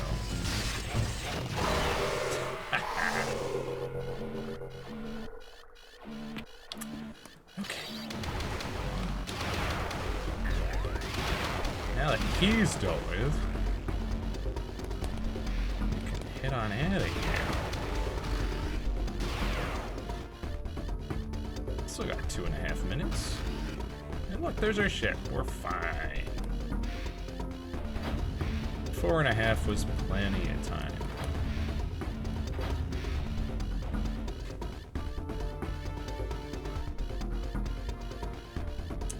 But yeah, Prime 1, definitely my favorite game of all time.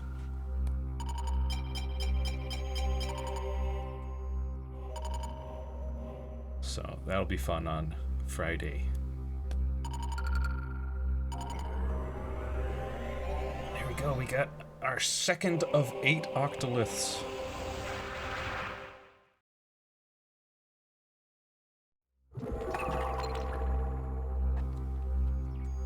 We should unlock another... Yep. Couple planets. Can't really do... I'm pretty sure we can't do much on Vesper Outpost, can we? Well, we can't do much on either of them. We'll take a quick look. I can't remember the order. Pretty sure there's not a whole lot we can do here.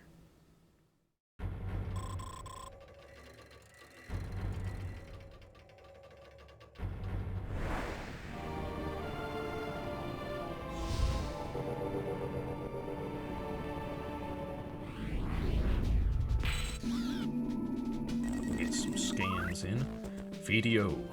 Vesper Defense Outpost is situated on the outer edge of Olympic territory, serving as a refueling station and munitions dump. Sub-zero temperature is maintained to prevent overheating of fusion-powered weapon systems.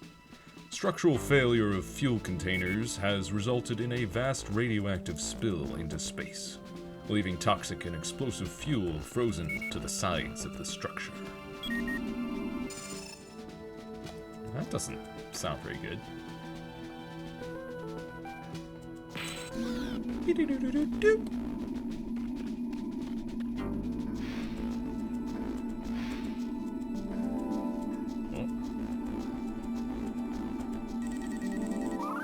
Olympic Prophecy 3. Yellow lightning shall strike with demonic fury upon the green wood. So yellow, green.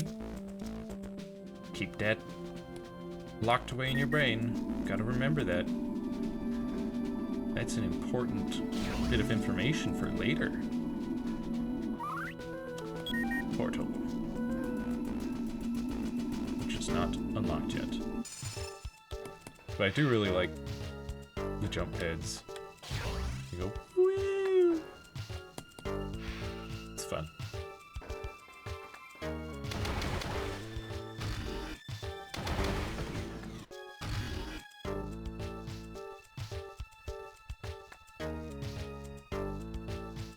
Wait, what? Bruce Greenwood too. I don't know, man. The yellow lightning sure is gonna strike upon him. Apparently.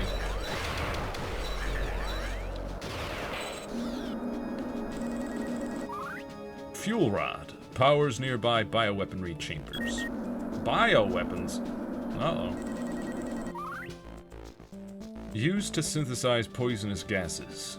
Trace amounts of toxic materials detected.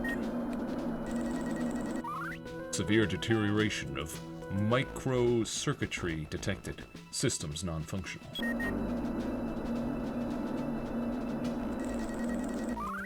Used to grow bioweaponry systems. Used to grow bioweaponry. Period. Systems inoperative. A controlled environment used to grow toxic spores. The spores have expired. Well, that's good. Why are you growing toxic spores, my guy? Why would you do that? Making bioweapons against the Geneva Convention? Against the Space Geneva Convention?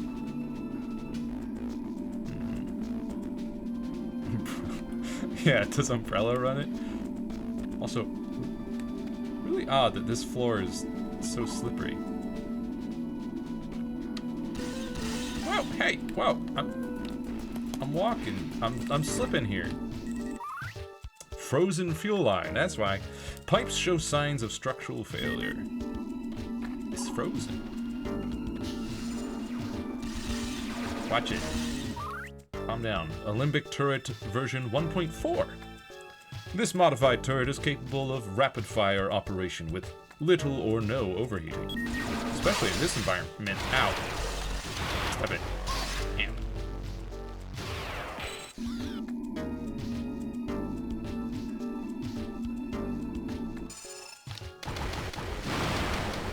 Take that.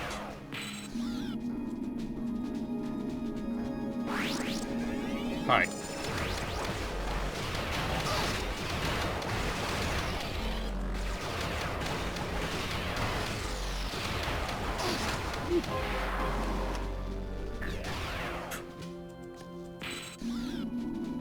Let's get some more lore. History 4. We focused our resources on military science and quickly developed weapons and defenses that surpassed the technology of our enemies.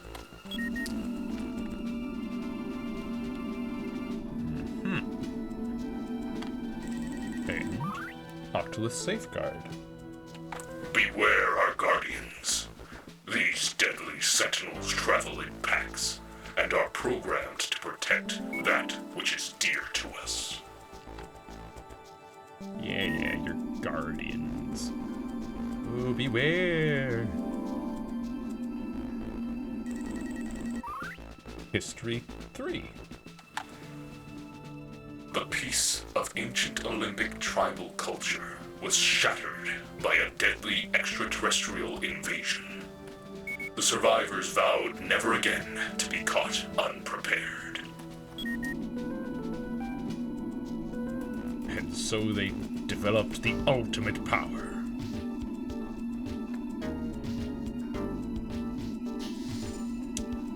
Hey there, buddy. You look familiar. Oh, look, there's two of them. Alright, hang on. You. Get out of here. Swifties here.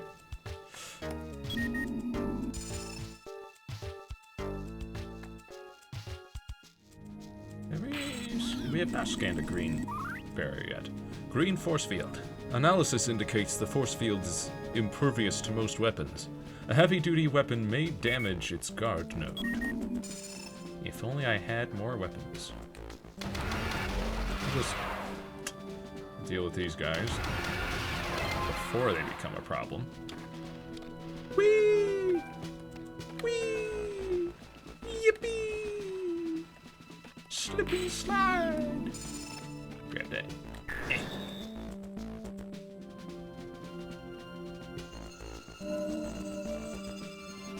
Also interesting to note, it can be difficult to see depending on the camera angles in the cutscenes, but the 3D model of Samus, her arm cannon is like rotated 90 degrees to the right, so the top of her arm cannon is facing to the outside. Whereas in first person here, you can see that it's right side up. An odd choice. You retrieved an Olympic artifact. Nice. So that's 1 out of 3 for this portal. And see? So we've got 2 octoliths. There's still 2 more portals on the previous 2 planets, and then the 2 new planets each have 2 portals, and we've got 1 artifact for the first portal on this planet.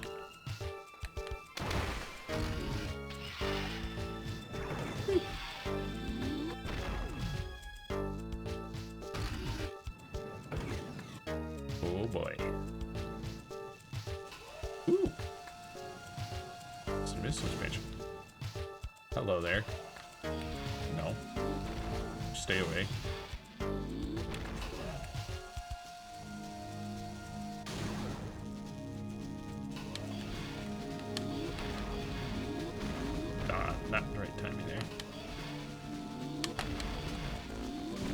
There we go. Missile expansion found.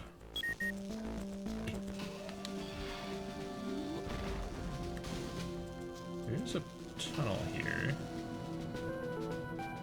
Can't remember if this is where we're supposed to go first.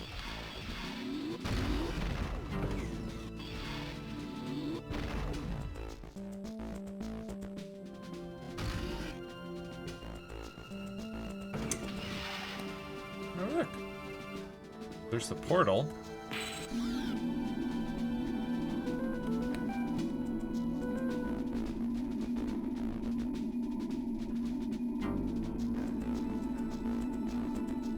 Oh, there's some lore back there. And a turret.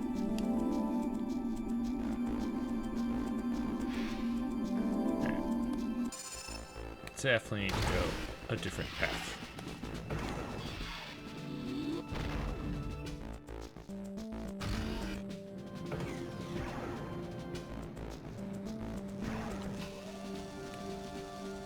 Let's not go that path. Go this way. Whoop! Ow. Oh, look! It's the gooey brain in the broken jar. And it's the gooey brain in the not broken jar. Cortex chamber controls the entire neural ensemble by processing input from the thalamic coil. Oh, they locked me in. Oh, look. A thing. Spectral lock 2. Spectral lock 2 deactivated. Spectral lock? What? Not lying. It's a spectral lock. Spectral lock 3 deactivated. Spectral lock 4 deactivated, and Spectral lock 1 deactivated.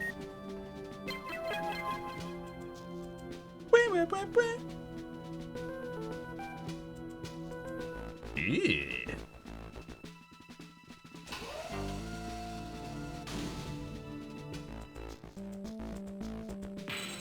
Hello there.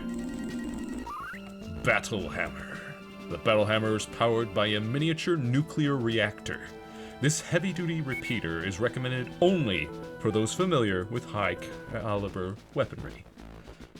Well, I think Samus is plenty familiar with high-caliber weaponry. You've obtained the Battle Hammer. Again, powered by a miniature nuclear reactor. This heavy-duty repeater is recommended only for those familiar with high-caliber weaponry. Makes our arm cannon green, and then we just go. Oh. Now, of course, we do have an ammo count. Yeah, I want one of those. I want a miniature nuclear reactor. I'm sure it'll be super safe and fine.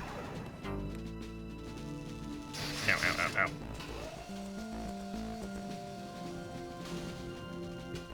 Let's see.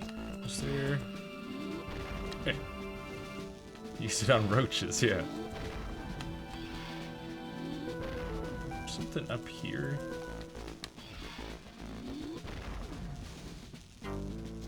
Or is it literally just...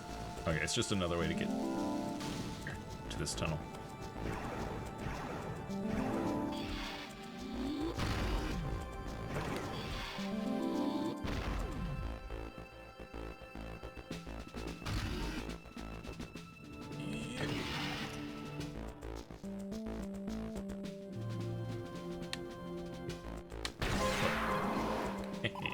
Oh, hi. Hello. Oh. Oh, you're just D1s.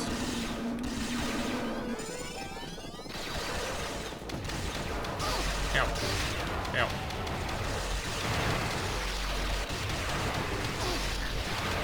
Rude. Calm down.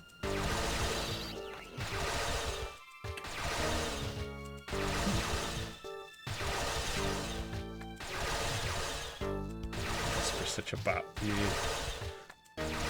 When I was in the room that gave me this weapon, my ammunition replenished. It must have been like specific to that room in case you use up all your weapon ammo because you can't leave without shooting that barrier. Hey, you know there's a wall, right? You know there's a wall between us. You can't shoot through walls.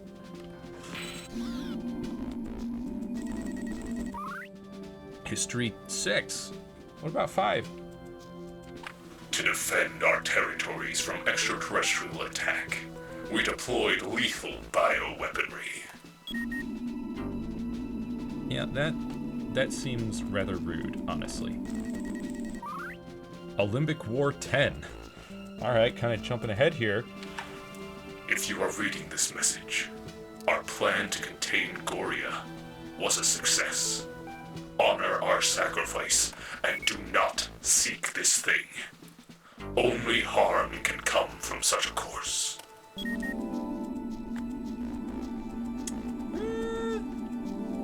I feel like I can handle it. Ah, there's History 5. We were a peaceful people, but we defended our homeworld with a fierce determination. Yeah, like bioweapons.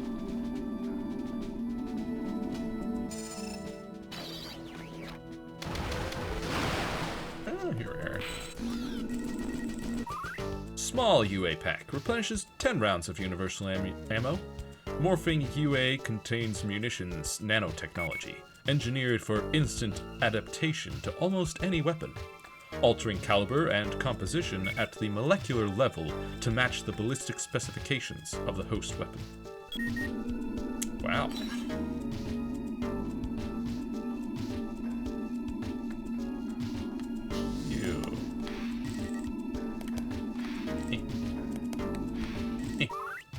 Force field switch. First floor column force fields unlocked. Those ones? Nice. Yeah, get some more ammo. Just got our first alternate weapon and we're about to get more ammo for it. Central first floor force fields unlocked.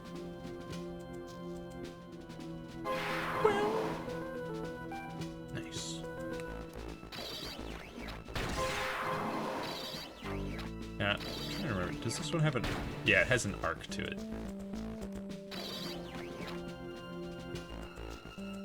Now...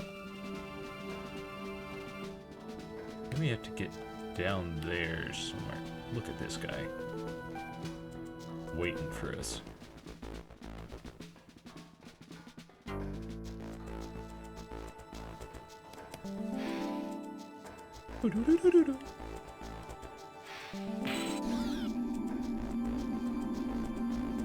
Yeah. Snow. Oh! We missed that last time. History 7. Our protective exoskeletons enabled us to survive the environmental extremes of the Olympic homeworlds.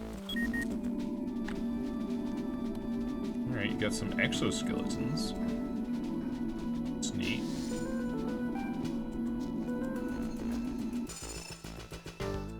Guess we just gotta kinda pop back out.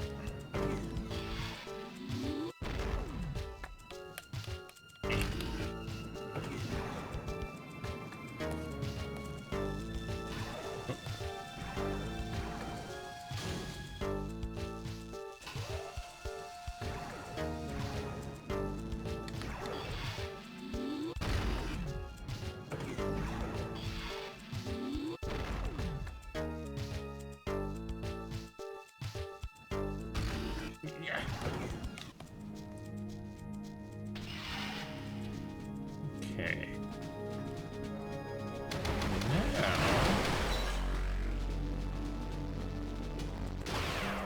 I believe we go through there. After we do this.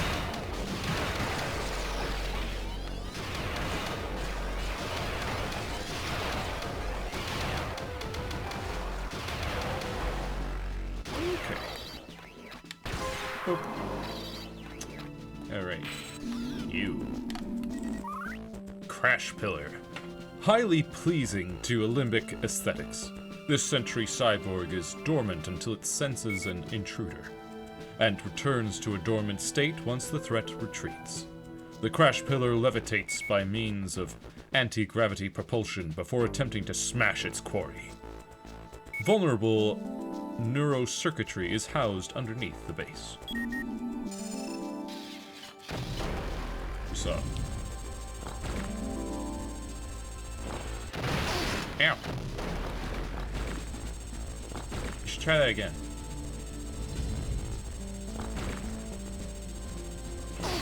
What? He lifted me up! What's over there, huh? Oh, okay. I see how it is, buddy.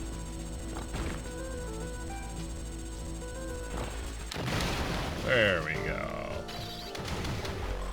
Yeah, I know door cannot be opened with that weapon. Shush.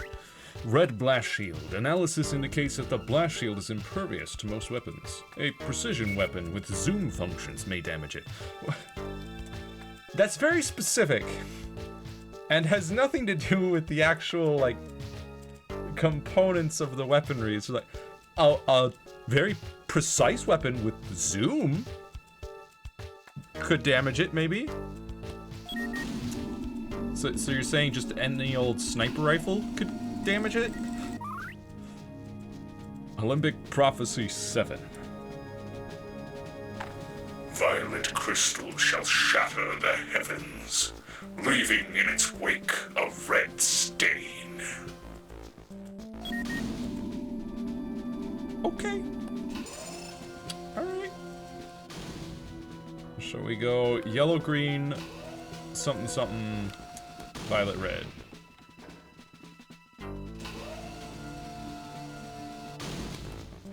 Hey, look. A teleporter. Lovely.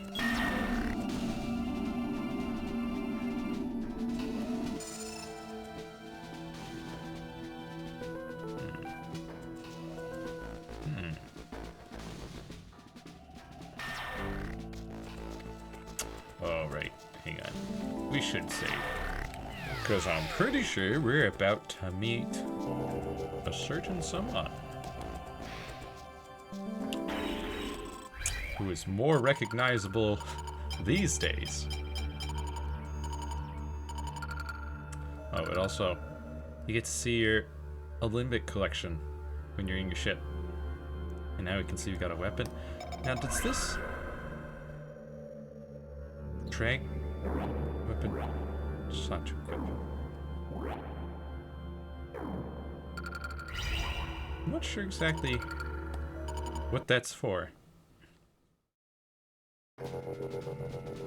Because, like, you can select them from here whenever you want. I'm not sure why it's a thing in your ship.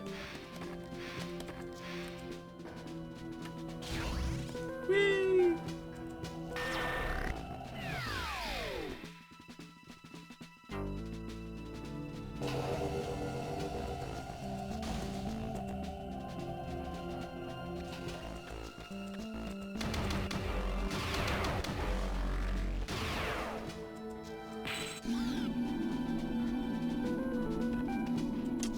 Right, here we go. Oh boy. Look who it is. It's ya boy, Silux. This hunter's power suit appears to be based on a Federation prototype and possesses extraordinary offensive and defensive capabilities. Silux's weapon is the shock coil, a banned technology that fires charged blasts of high-density neutrinos, which he's currently using on me right now. Ow. Stop it. Yeah, it's like an auto-target. Hey. Okay, stop it. He's very rude.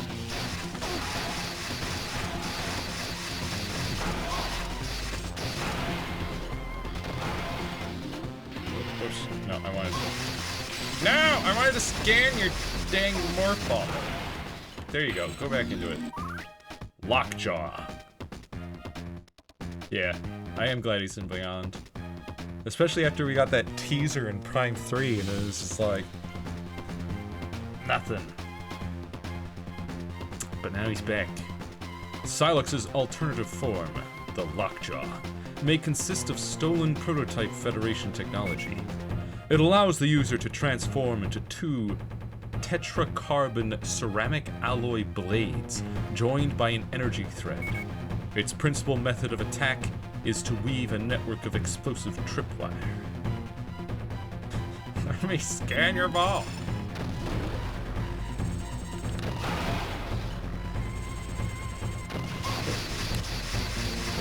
Ow. You get out of here. Oh look, he's running away! Like the coward he is. Oh, is he gonna run to the center, I think? Yeah, hang on. Might as well grab this. Ah, what? Hey! Go to the center! Like I thought you were doing. Alright? Chillax, I'm just getting some supplies.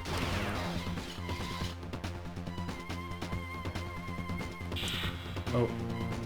Doesn't his, like, ship show up? And I think you can scan it.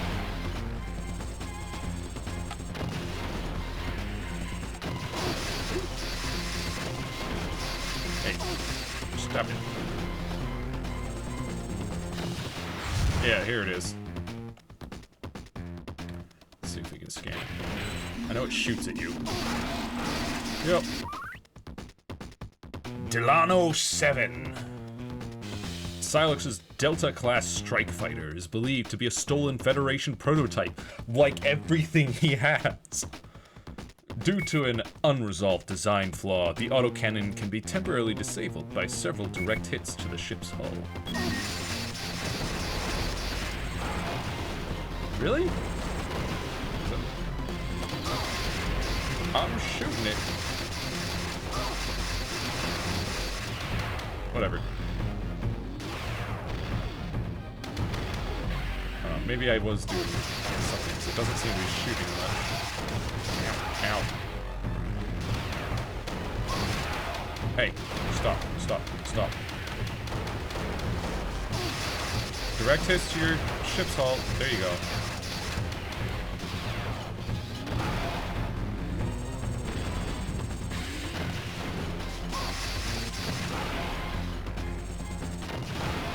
There we go.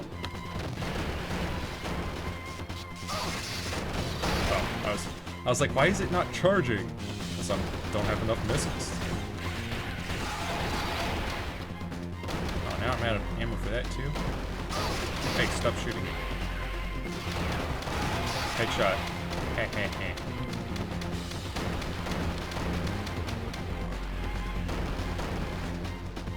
Silux, I'm over here. There you go. Headshot.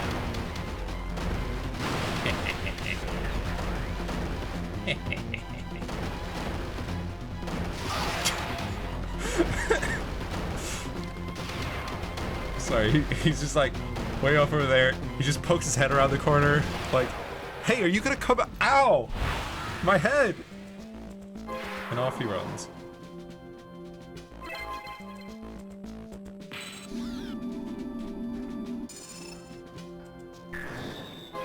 The key is mine.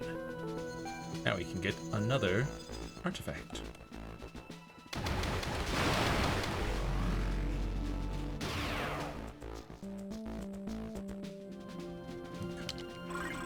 Let's see. We can figure out the direction to head. There's 2 doors.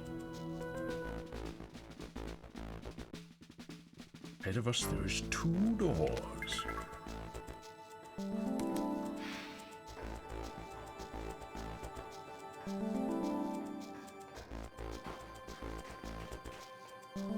Ah, here we go. Is this gonna drop me down? I hope not. You retrieved an Olympic artifact. Good.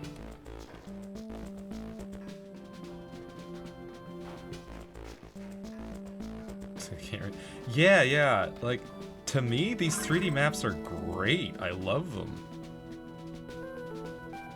They're much better than a 2D map for me, because then you can get all kinds of angles and go like, okay, yeah, this room connects to that room, and, you know, this room is on top of that room, and this is where that is. I love it.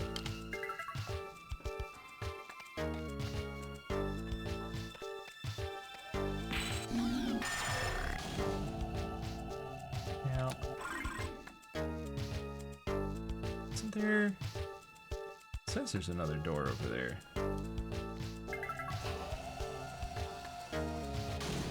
Let's go check that.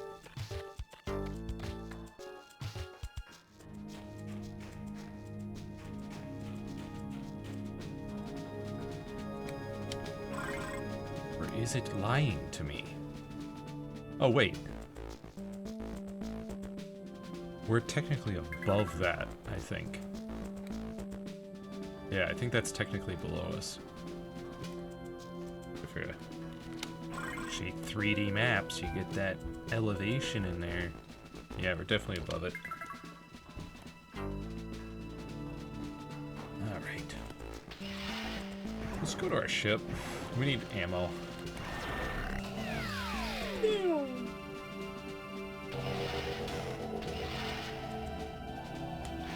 Woo! Eh. Yes. Save. Thank you. Exit. Yes.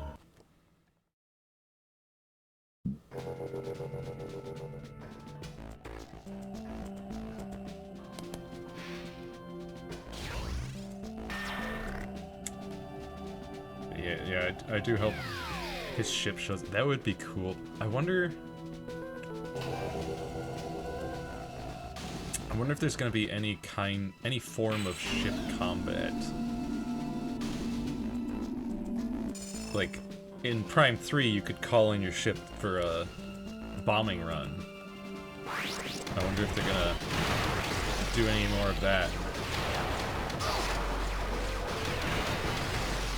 Because they, as I recall, they're still using the Prime 3 ship design in Prime 4.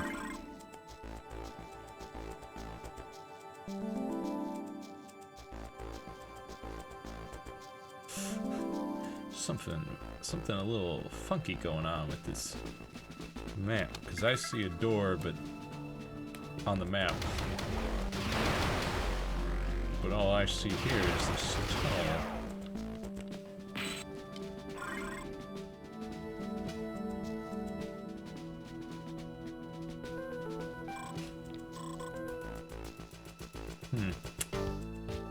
Yeah, we definitely need to get down to that lower... Oh yeah, there is another tunnel, isn't there?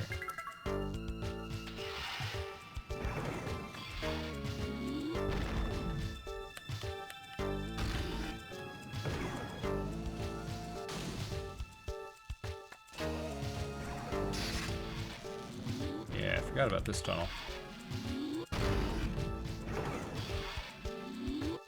Let's go get that ammo capacity upgrade. Could have been nice in the Silex fight, but... Oh, hi. Psychobit version 4, just jumping straight to 4. Cryogenic nanite technology enables this advanced sentry droid to freeze its prey with super-cooled plasma. Super-cooled plasma? You know what plasma is, right? It's a superheated gas. So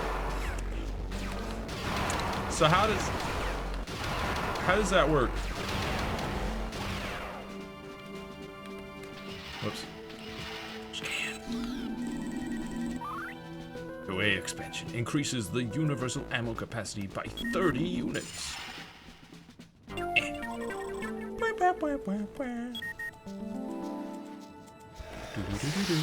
Hi. Just jumped right out in front of me, huh? Back, back.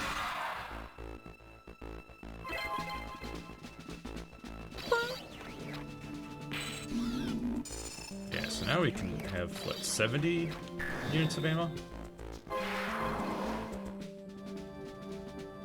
Like throwing a microwave hot pocket in a freezer. I guess, yeah.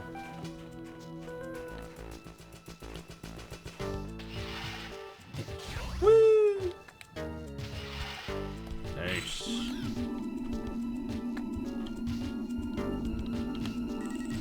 Understand History 8. Our large forebrains facilitated enhanced cognitive function. Okay, buddy. All right. Our big foreheads allowed for big brain, big cognitive function. It was our ability to think quickly that saved us from early and violent extinction. Our brain's so big.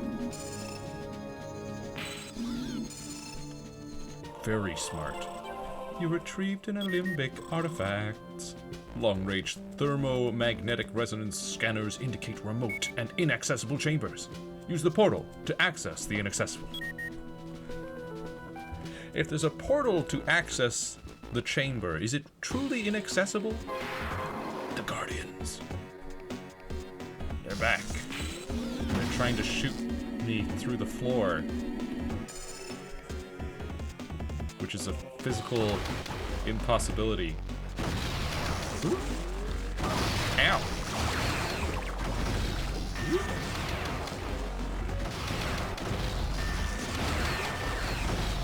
Ow. Still hit you. Hey. Hey. Rude. Is there a jump pad over here? No. Just gotta go up through here. Woo!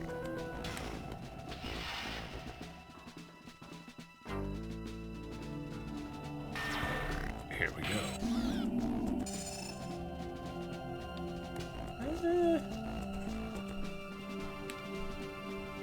Hold up. Let's see if we can get a little more health. Nope.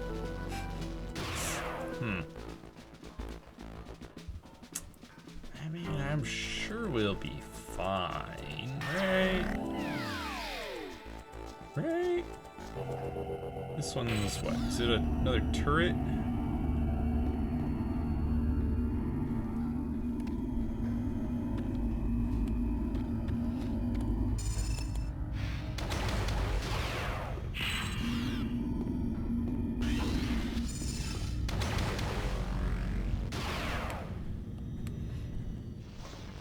Yeah, I think so. Or wait, no, is this? No, it is a turret, okay. The big pillar turret thing.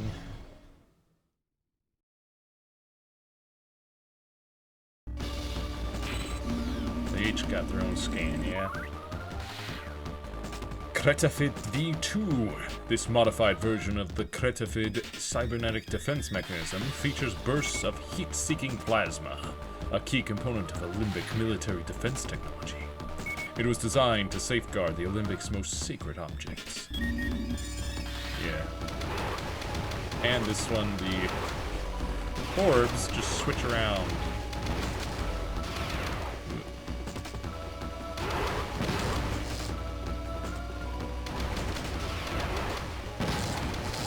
You gotta shoot them when they're available.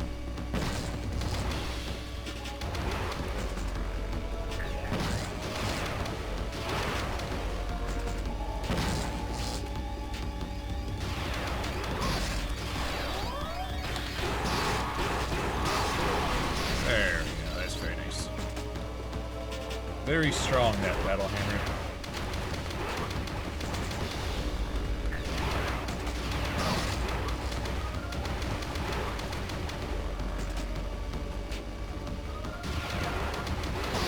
Ow.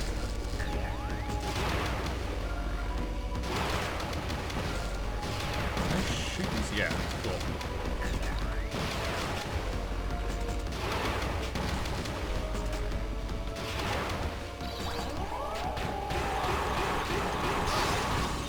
Ow. There.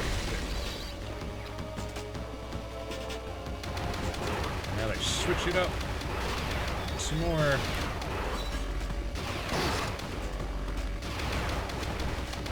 Where it's not just one level at a time.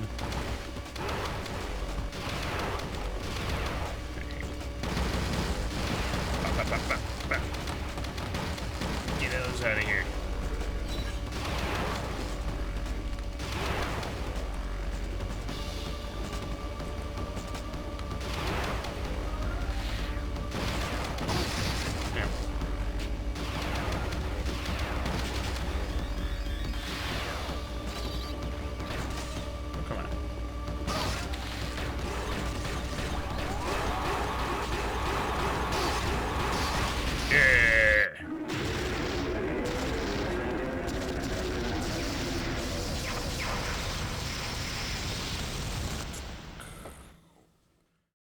Big explosion, and Samus is fine.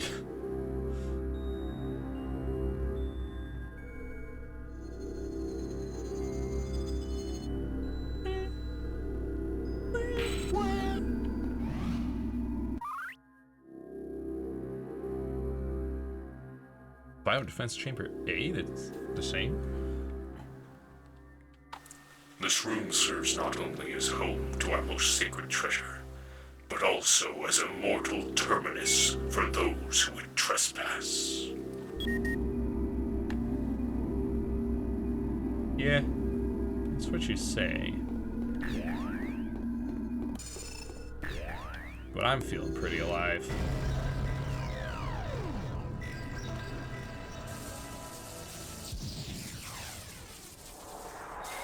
And I nabbed myself a third Octolith.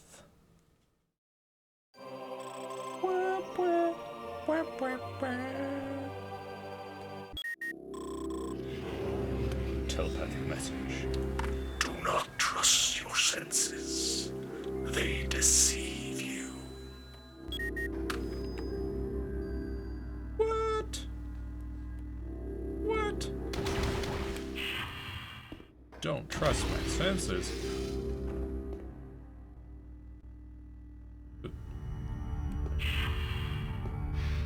What about my senses saying evacuate immediately? Evacuate immediately. Evacuate immediately. Whee! Just get out of here.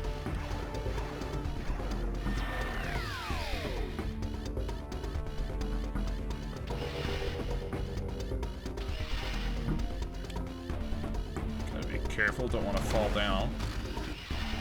This room. Be a somewhat lengthy detour.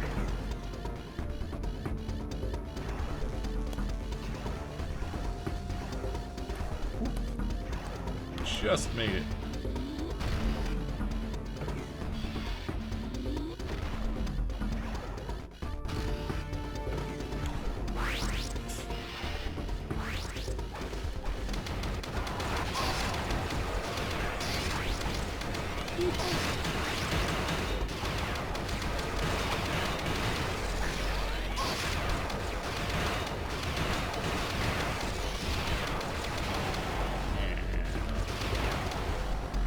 We need to go actually this way.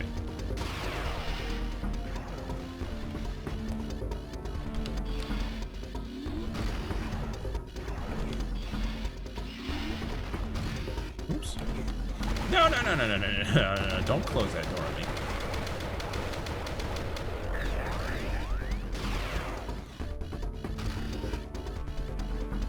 Oh, look at it. We have plenty of time. There wasn't even a hunter or guardians to stop us. And we're out. Ba-da-ba-da, ba-da-ba-da. Ba-da-ba-da. Ba-da-da, ba-da-da.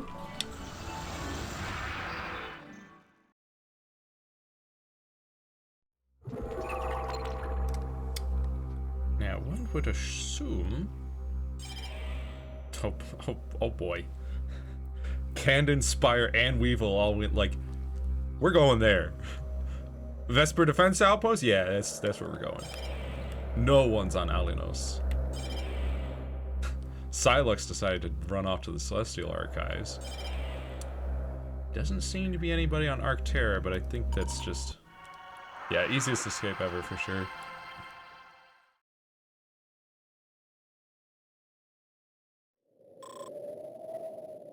Arcterra. Yeah. As I recall, I think Noctis and Trace are here. I'm not sure if that's specifically on your first run through, but I know they do show up unannounced, like the terrible guests that they are.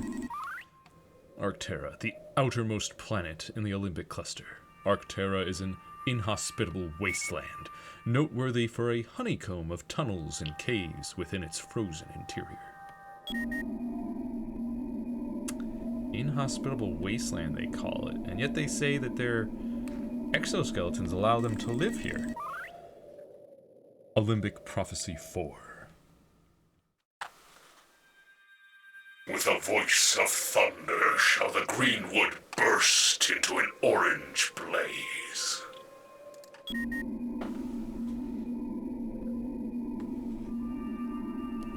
Alright, so yellow, green, orange.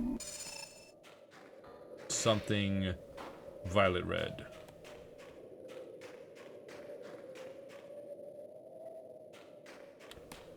Yeah, yellow, green, orange.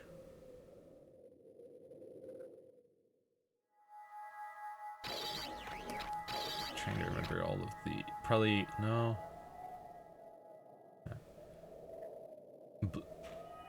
Probably blue, or maybe they call it indigo. Oh, look at that. It's a Geemer! A small but dangerous creature that exposes sharp spikes on its back when threatened. This scavenger is known to forage through human refuse, and is an infamous pest on Zebes.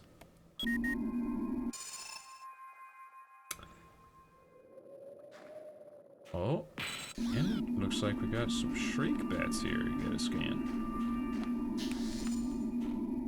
Hold up.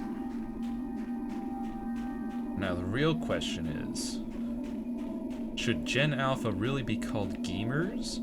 Or is Geemer the term for Zoomers once they get really old? That's the real question.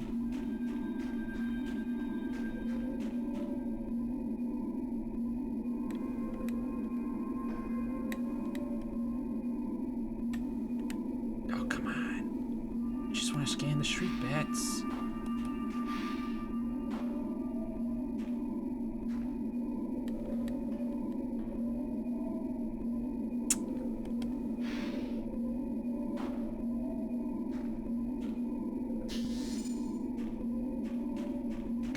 Closer around the other side then.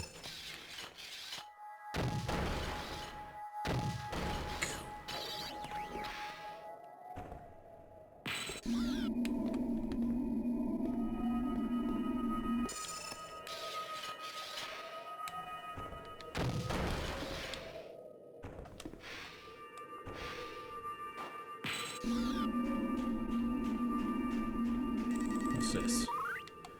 Olympic Crest. Each of these ornate crests celebrates the accomplishments of a major Olympic tribe.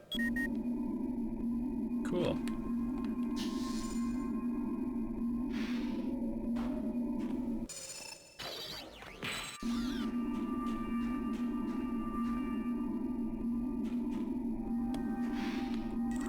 There we go. Whew. Right as they're descending. A winged creature that explodes on contact to defend its territory. It will attack any creature approaching its nesting grounds. Inhabitants of Talon 4 have called for its extermination because of the threat it poses to the infrastructure and cultural heritage of the planet. Now when you say inhabitants of Talon 4, which inhabitants would those be? Are they new inhabitants? Because last I checked, the sentient inhabitants of Talon 4 were the Chozo, and they died out. So, did somebody else move in and call for the extermination of the Shriek Pats? Or maybe the space pirates who those ghosts. Hey, to be fair, they were all corrupted by the Phazon, and that's why they were attacking you. But yeah, the ghosts were pretty annoying. Maybe the ghosts called for the extermination of the Shriek Bats. That, or maybe the space pirates who decided to take over or set up a base there. But I feel like once Samus thwarted them, they'd probably have to leave. I think they did. If I'm recalling correctly from the scans of Prime 2. At the very least, their operations there were heavily disrupted.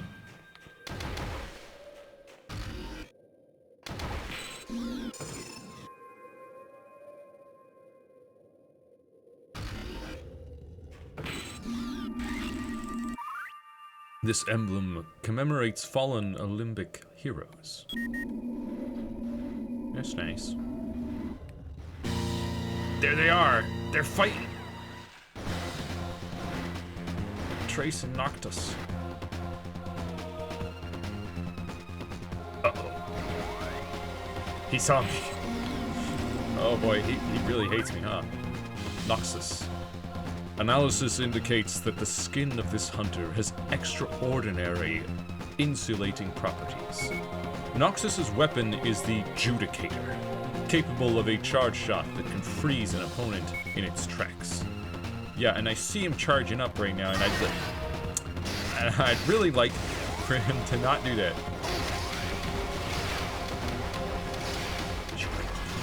Oh, here he goes. He's spinny boy.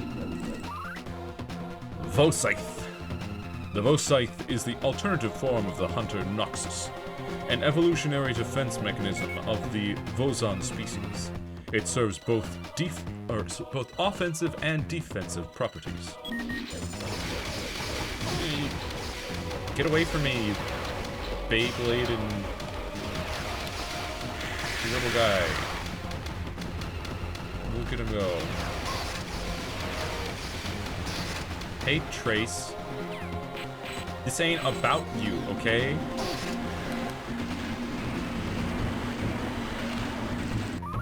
Trace. Scan indicates the exoskeleton of the hunter may not be as durable as it appears. This potential vulnerability may explain Trace's tactical preference for sniping. Its weapon of choice, the Imperialist, is a long-range quantum cascade laser with precision targeting. Trace is the goat. Look at him.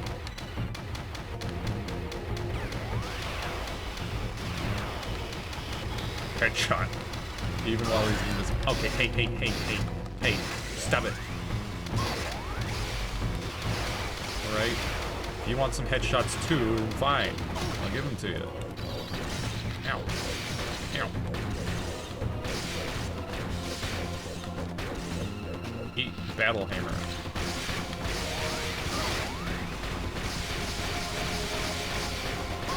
Ow. Stop it. Damn it. Rude.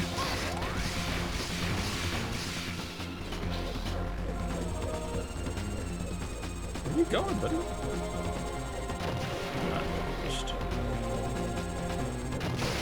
There we go.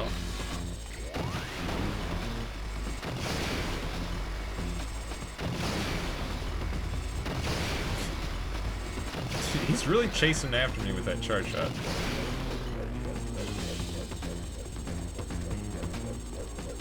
Buddy? Buddy, you good? And down he goes. Oh, and I think Trace just dipped.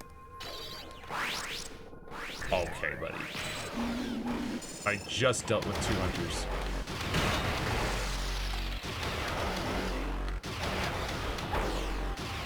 Just back off. Okay.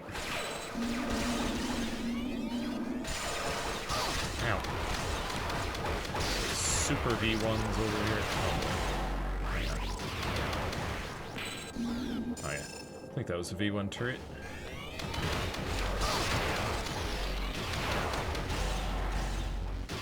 Woo.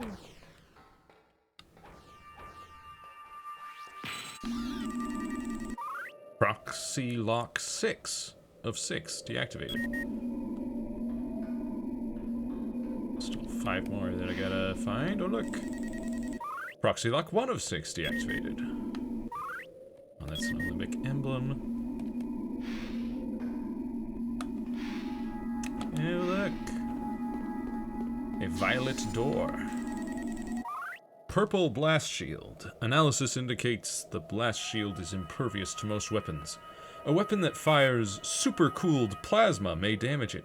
Again with the super-cooled plasma. Guys. I suppose it might be possible to get a heat up a gas till it becomes a plasma, and then immediately supercool it. I don't know what that would accomplish in real life exactly, but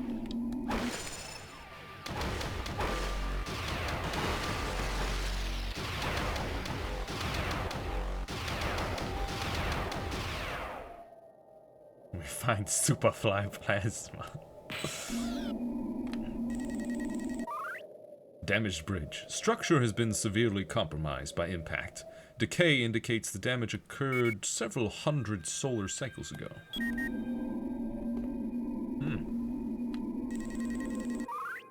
Proxy lock 2 deactivated.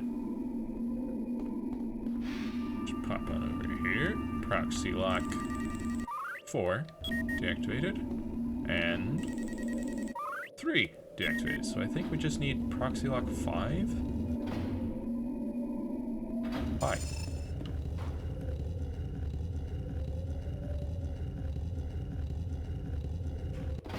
Ah, nice.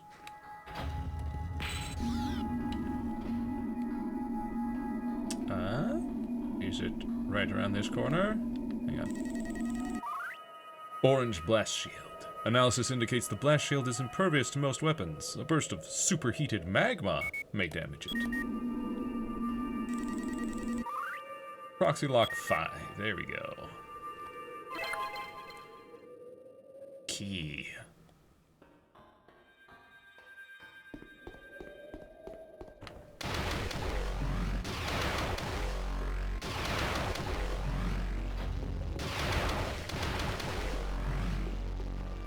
You know, I'm full on energy. I could use some missiles though.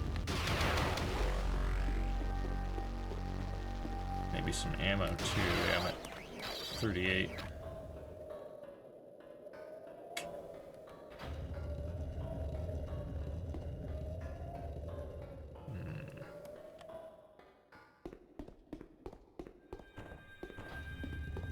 Oh yeah, I think it's up there.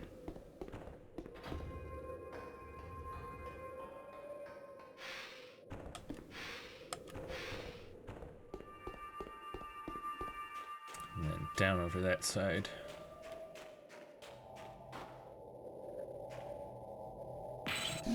Alcove with nothing.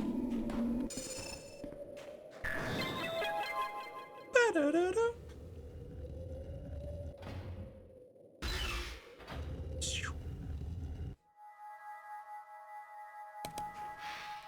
It is interesting that they just took one of the regular doors and put it in a spot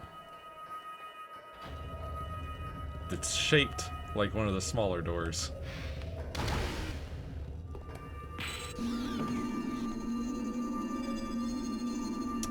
Nothing else in here, just a artifact.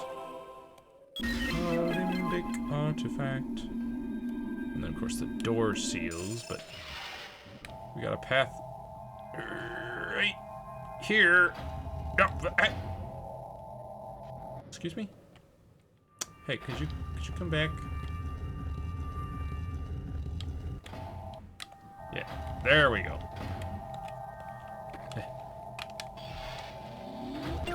Whew. Nice. 100 energy. Did the door seal or no, it didn't seal. Okay. Still, we wanted to get that energy tank, of course.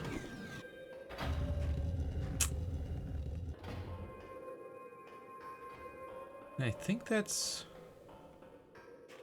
all we can really do right now. Yeah, we have to come back later. You can access, unless this door. No, this door's open.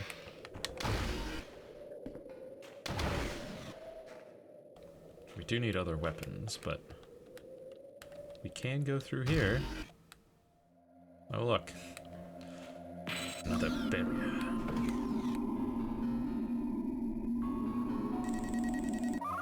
Disabled jump pad. This jump pad is not receiving power.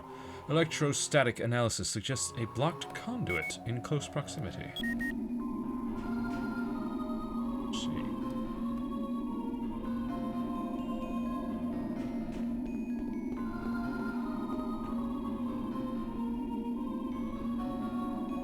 Is this?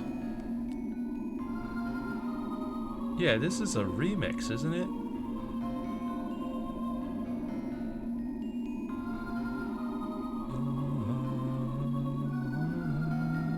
Yeah, I think of like one of the Fintrana Drifts tracks. Olympic Pride 1. We continue. Sorry. We continued research to improve our defense systems. Eventually, we became so proficient in the art of war that we believed ourselves invincible.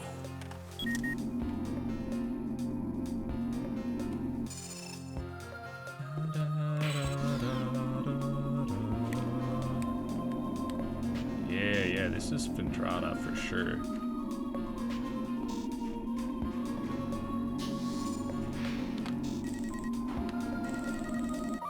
Vault door. This door is not receiving power. Electrostatic analysis suggests a blocked transmission line nearby. There's a missile tank, I think. Energy router B. This generator is controlling power to the rest of the network. Yeah, you activate it, it sends a shock, but there's a bunch of plants in the way. Oh, so we do that.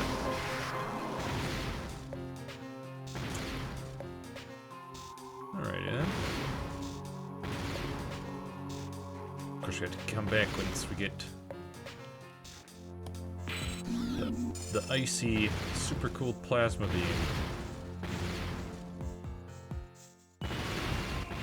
Okay.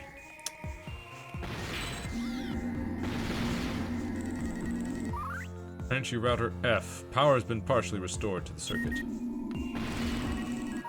Power has been partially restored to the circuit. Partially restored. Partially restored. Partially restored.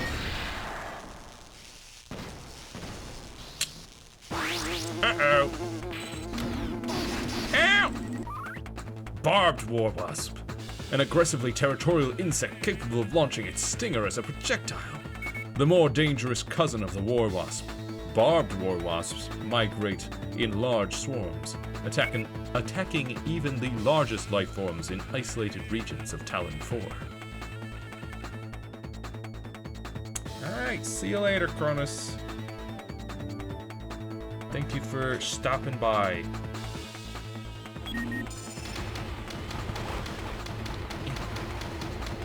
They got a lot of health.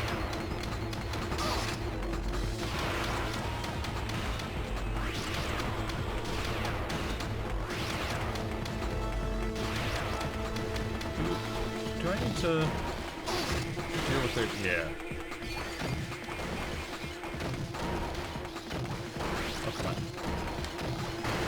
There we go.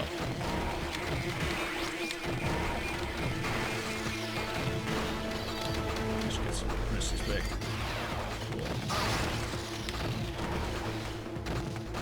Oops.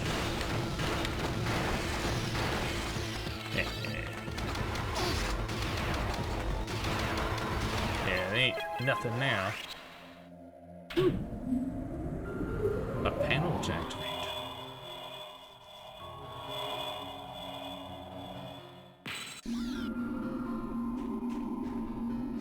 Can't activate it from down here, but we can we can jump back up, not hit our head 5 times. Activate this. Vault door controls are operational.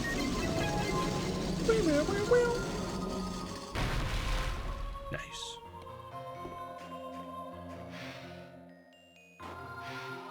Let's get out there. Oh boy. Blue barbed war wasp, a mutated form of the red barbed war wasp. There's a red one? We just fought green ones.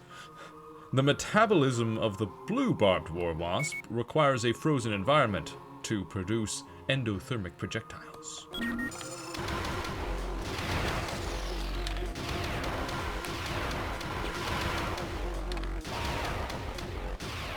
we go.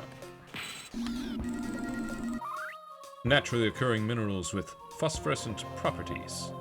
Amylite shards. Lovely.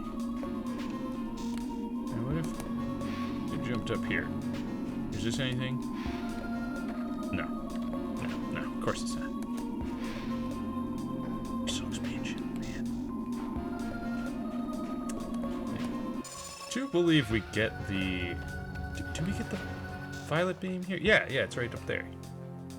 Sick.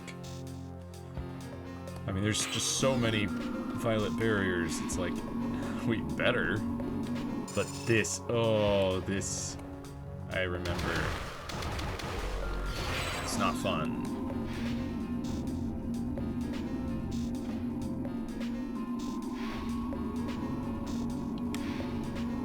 Yeah. Come on. Oh my goodness.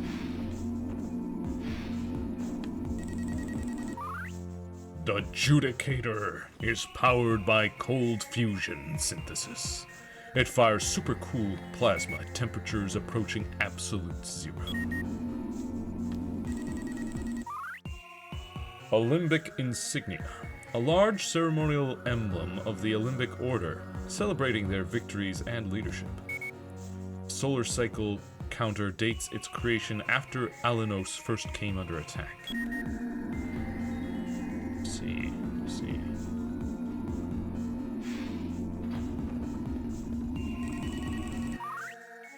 Platform controls are online. Yeah, so this is a timed morph ball jumping puzzle, which is very rude, especially considering morph ball bombs take a second to go off, and then sometimes you just bump your, well, I guess not your head, but you just bump into things with your morph ball.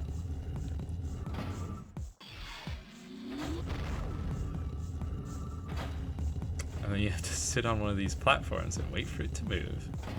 And then wait for it to move.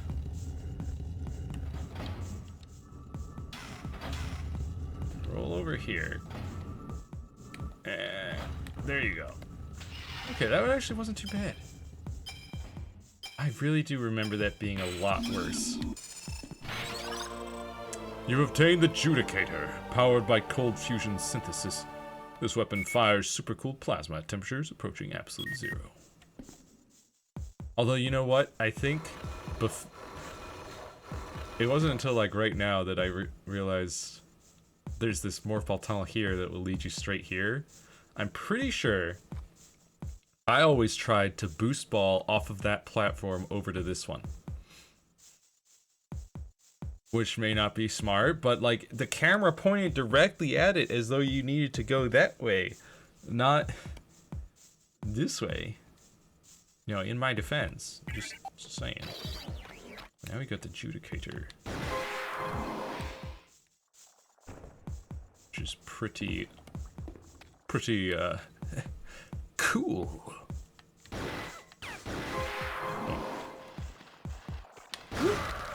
Dude, that zoomer just popped in out of nowhere. We got 1 out of 3. Oh boy, there's some lore here. History 11. We continue to bolster our defenses against possible future invasion. Our military technology grew increasingly sophisticated and lethal. History 10. Oh, hold up. History 9. For generations, our superior military capability deterred all enemies. A renewed sense of peace allowed us to return to our natural philosophical pursuits.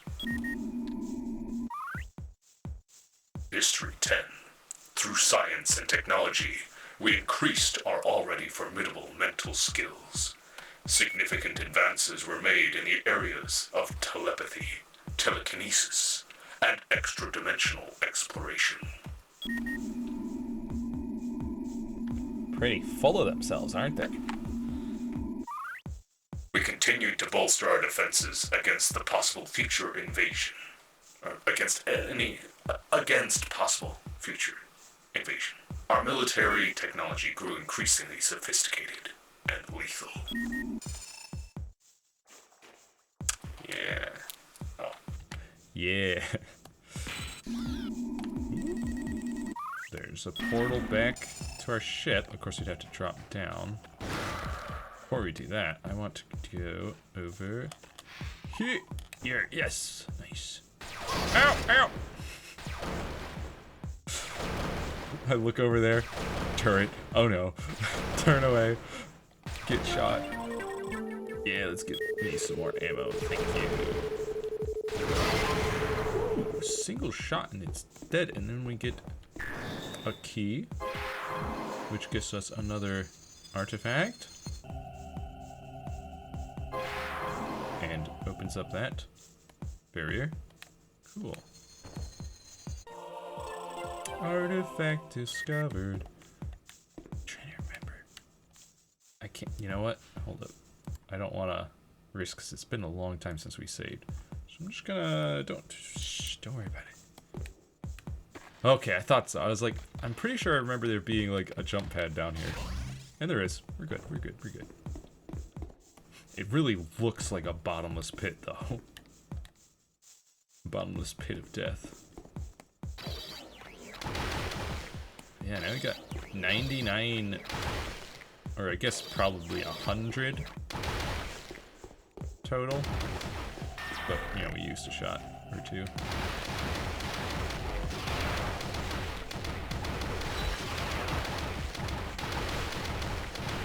Let's get rid of all of these stupid little plants that want to damage me.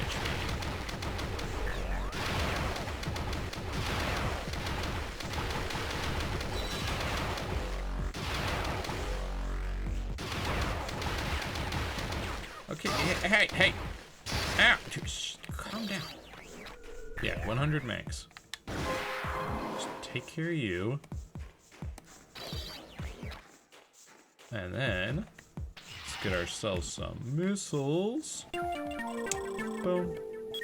Nice. And then, okay, there we go. Get more ammo. Yeah, 130. Nice. Nice. Let's see what's through this barrier. Okay. Oh, okay, it's just the bottom of this spot. Wasn't there? What? Okay, alright. I see how it is.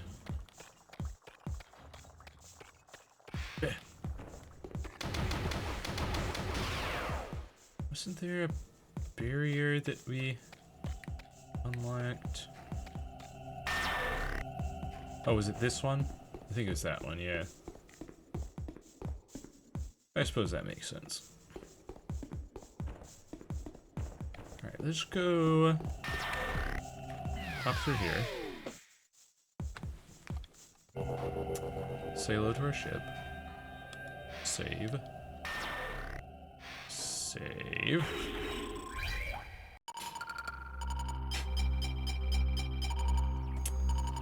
And now that we've got the Judicator... Wait, actually... Hang on. I want to find out something. What is this all about? Weapon select.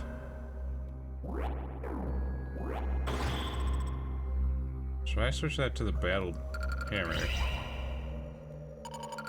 Is that just gonna switch my active second? Yeah, that's all it does. This thing that I can do in 2 seconds outside my ship. Okay. Whee! How? Okay, fall damage is a thing. Kinda hurts. But you know what? Worth it. Open. Okay. Let's go to that purple door.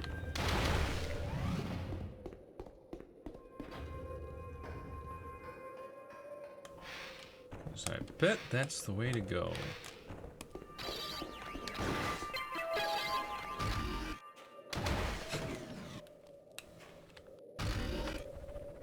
Hi. What are you called again? Petrosil. Right.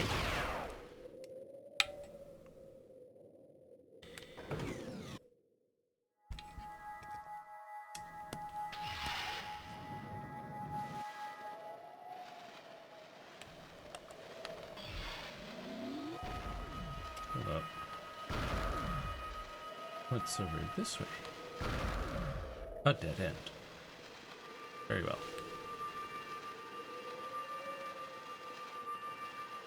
Ow. Ouch. Now I'm pretty sure somewhere in here is out a pickup for us.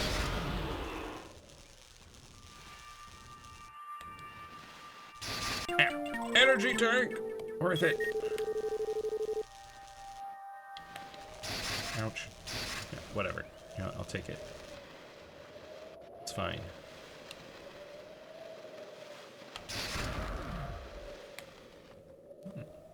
Come on.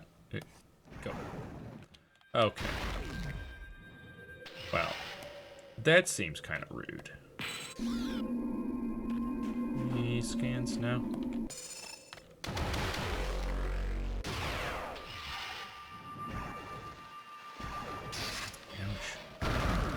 I killed you and you just came back just like that, huh?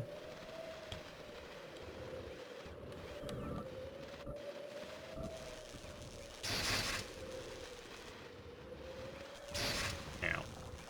What the? A barrier. It's rude.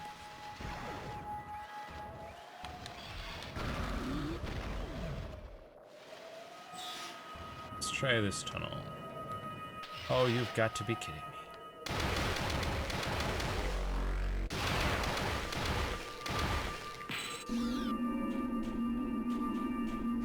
No scans. Still. Alright, let's take a look at our map, see if there's anything. There is one more door over there we could check out. Unless that's behind the barrier that we saw. Yep.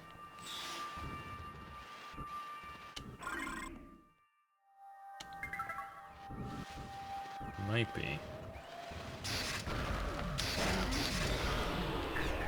Take that.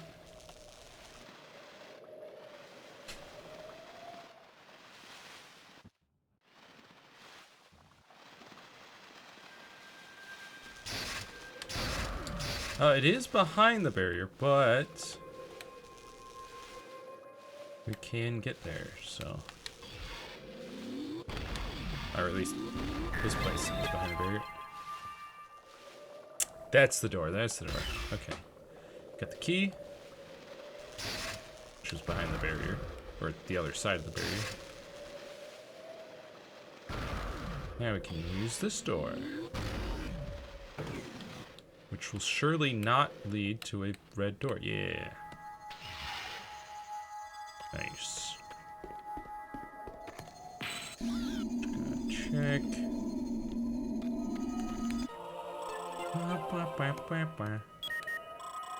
Long-range thermomagnetic resonance scanners indicate remote and inaccessible chambers. Use the portal to access the inaccessible. Alright, so this is just a dead end with the artifact we needed. Now we can go back to the portal and defeat another boss, get another octolith. Now, as I recall, this planet is a little annoying to escape from, because that final room where our ship is just a long climb up, and if you fall, it is pretty devastating.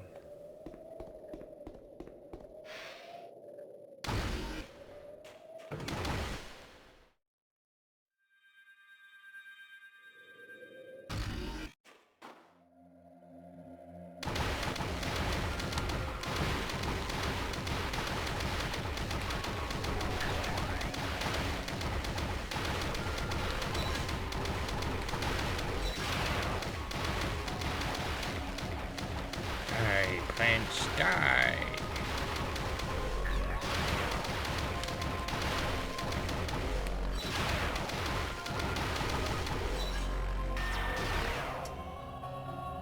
Alright, yeah, let's get a save in.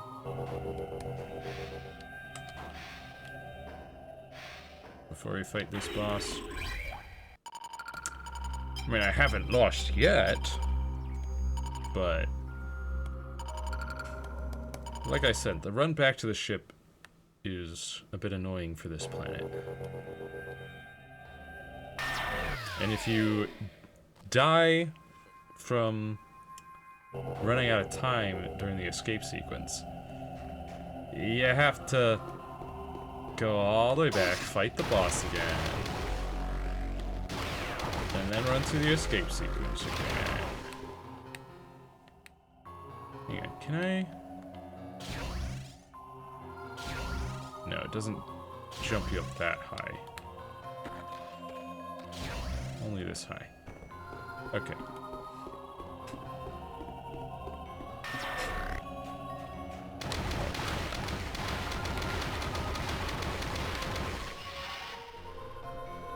Whew. Get to it. I seriously have to open the vault every time.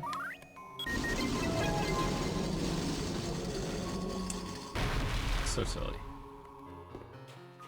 Don't tell me the war wasps were big. Okay, good. Is this one? Yep, this one's back.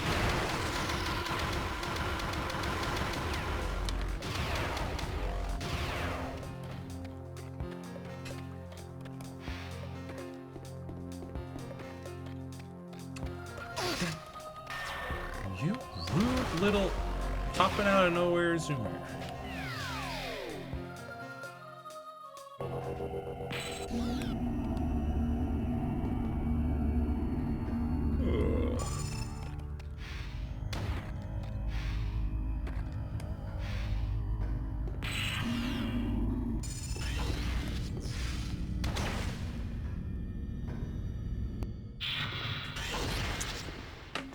This one's another eyeball, yeah.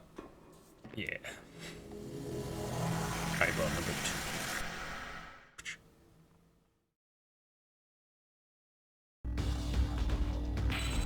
2. Means more scans. Sledge 2A. This revision of Olympic cyber defense technology features enhanced capabilities. The Slench attaches itself to the biodefense chamber with 3 synapses, which transfer superheated magma to the energy blasters. Green venom torpedoes can be neutralized with the arm cannon. Sure hope so. There's the energy blasters. Ow. Oh yeah, I think... Yeah, that's what you want to do.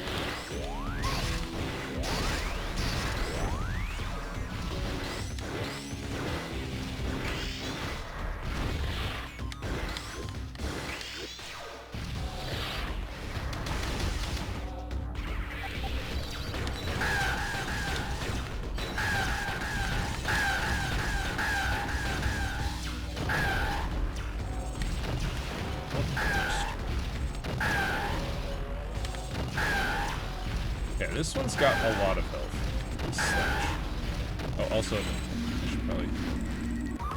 Slench 2B. When aggravated, the Slench detaches from the wall to fire bursts of superheated magma while hovering. Analysis indicates its shield is inoperable during levitation. Sure does indicate that.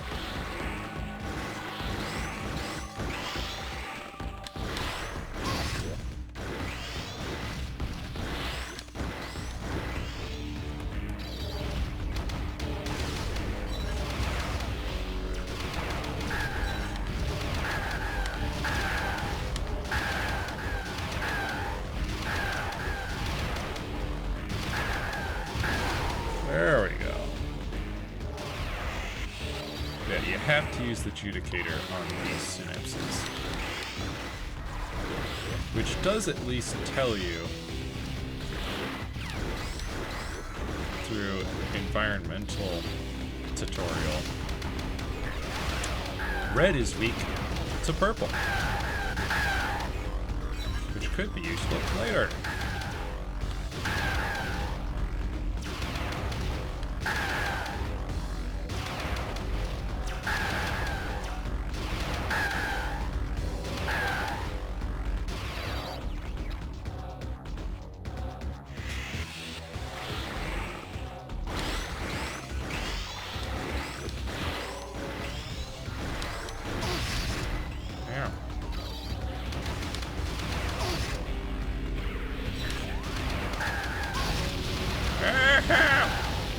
I'm on fire!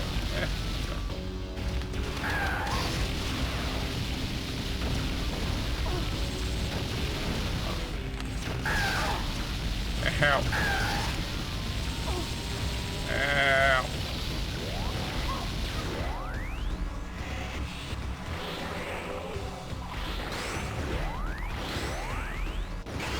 Yeah, I don't really know how the adjudicator, like the charge beam doesn't seem to charge beam.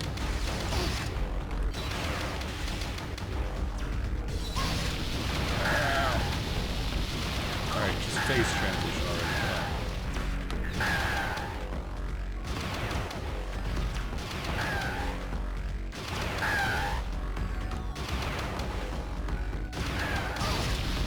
Oh, come on. He's so close. Yeah, the charge shot doesn't seem to do more damage. I think it just freezes targets, just not these targets, obviously.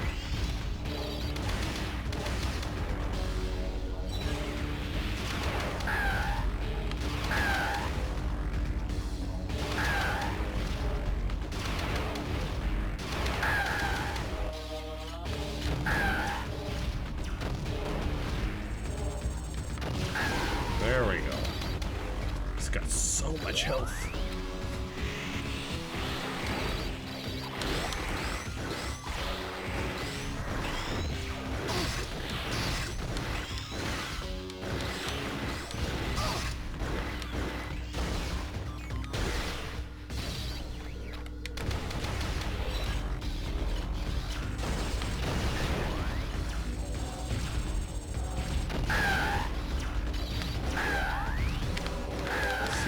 Okay, I think Adjudicator might do some damage to him. Maybe. I don't know. still rude.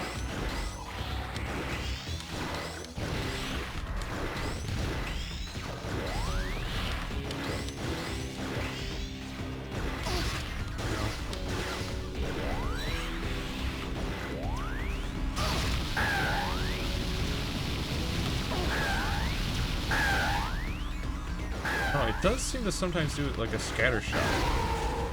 Woo! When I do the charge shot. So maybe it is a scatter shot, and it's just that since my target is a single thing, I'm only hitting it with one of the pieces of the scatter shot. Maybe if I was closer, hit him with all, and then that would do decent damage, maybe.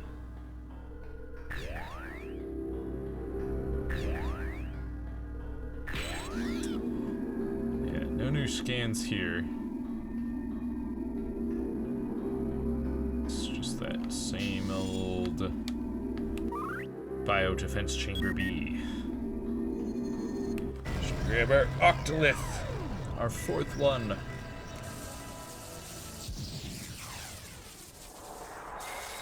Make good progress.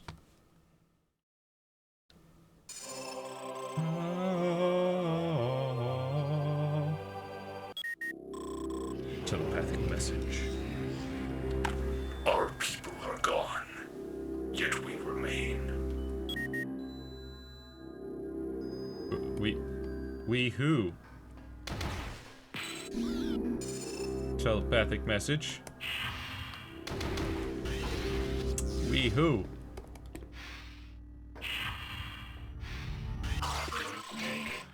Gunship transmission. Gives you 7 minutes. You'll notice previously the amount of time has been going down, but this one jumped up to 7 minutes. It's not a good sign. Evacuate immediately. Evacuate immediately. Security protocol initiated. Evacuate immediately.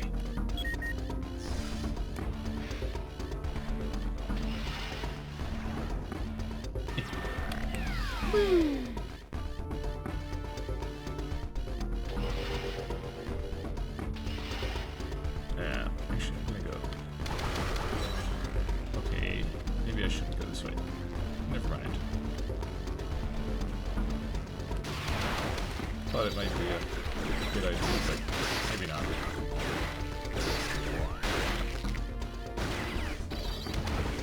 Let's go, let's go, let's go.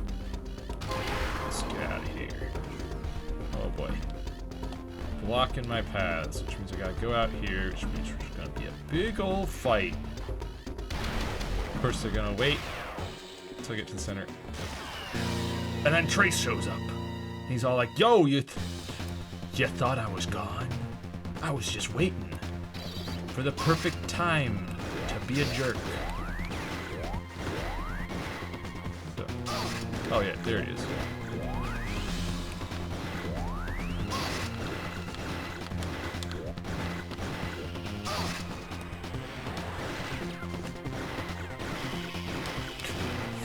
Oh, here he goes. Hey, no, I got Triskelion. Trace's alternative form. The Triskelion is sophisticated Krikan military biotechnology that allows Trace to biomorph into a three-legged war machine with a powerful lunge attack. It also features stealth cloaking, enabling Trace to become invisible while immobile. Ouch. Where'd you go? Oh, right. Of course, it's invisibility, yeah? Come on, Trace. Show yourself, Trace. I know you want to. Buddy, I am running out of time here. I do not have time for this. No, I'm gonna stand still. Are you gonna pop out and shoot me? Or what?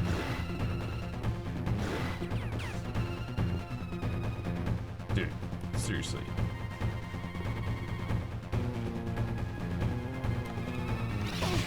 There you are.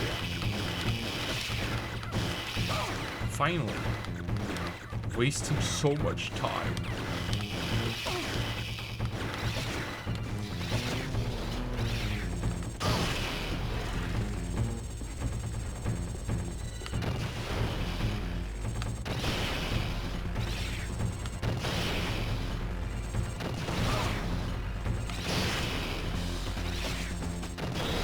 And energy.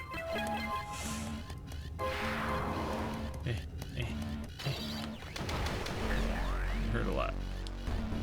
We gotta go. Skedaddle.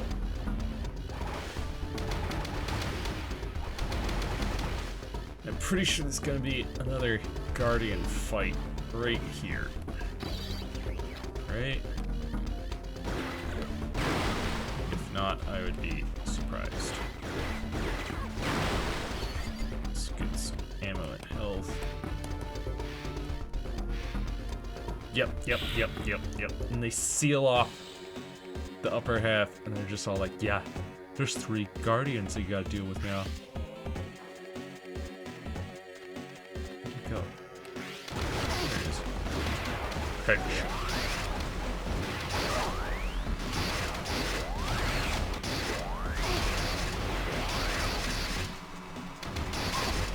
There we go.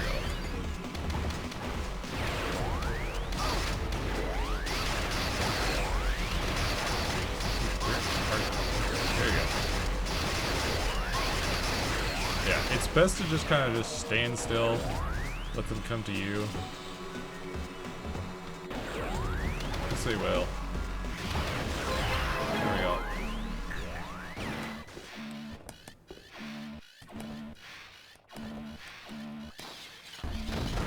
Sadly, I think there's another set of Guardians. I think. Hopefully I'm wrong.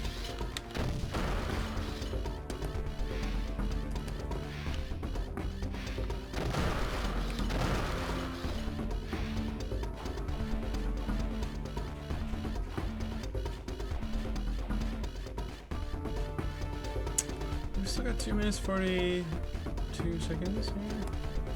Yeah, we're good. It was just the one group of Guardians. Woo! Save complete.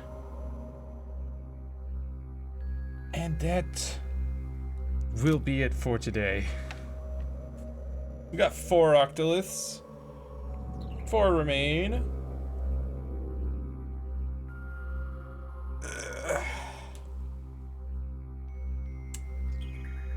Yep, 4 remain. We got 2 out of the 6 weapons so far, so we still got to find the other 4.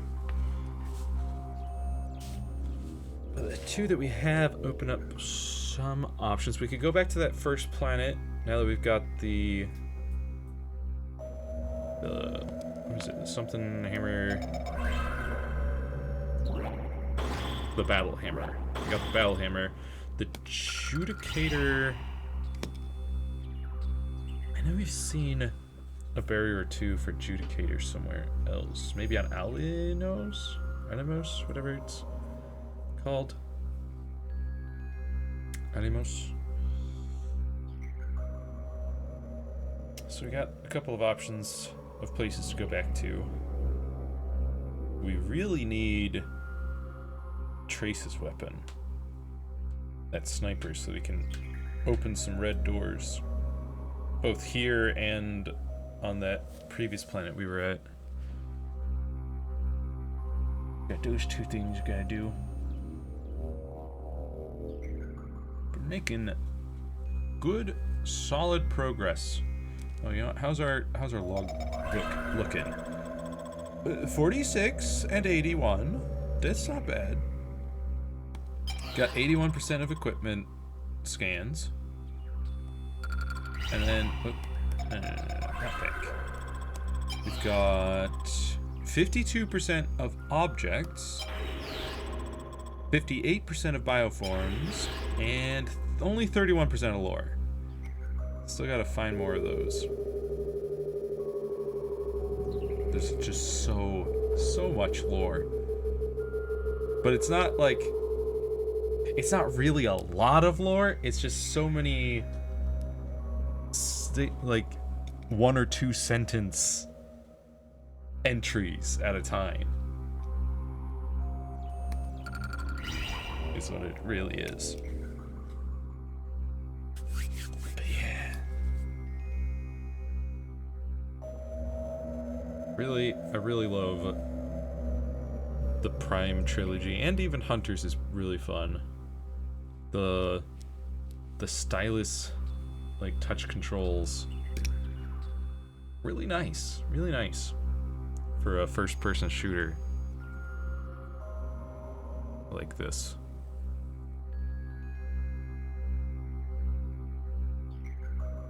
I think that's also why I like the motion controls for the Prime games.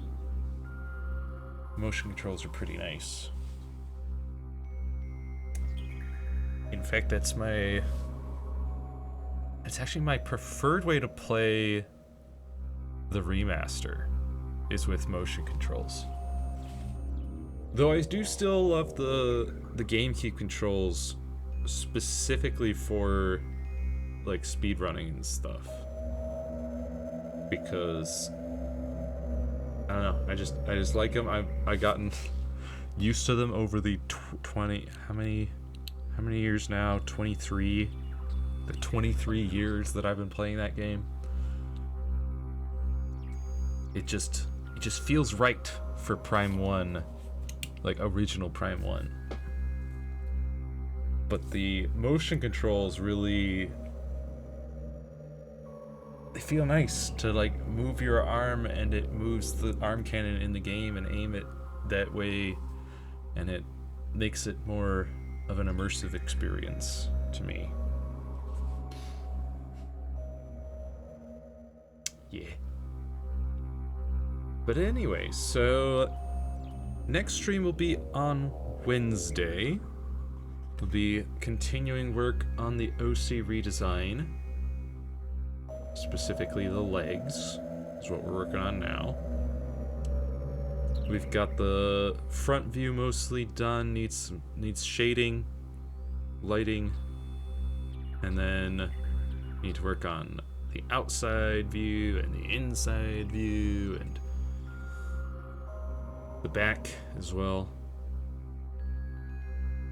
There's a lot more to do because there's 4 different orientations to look at.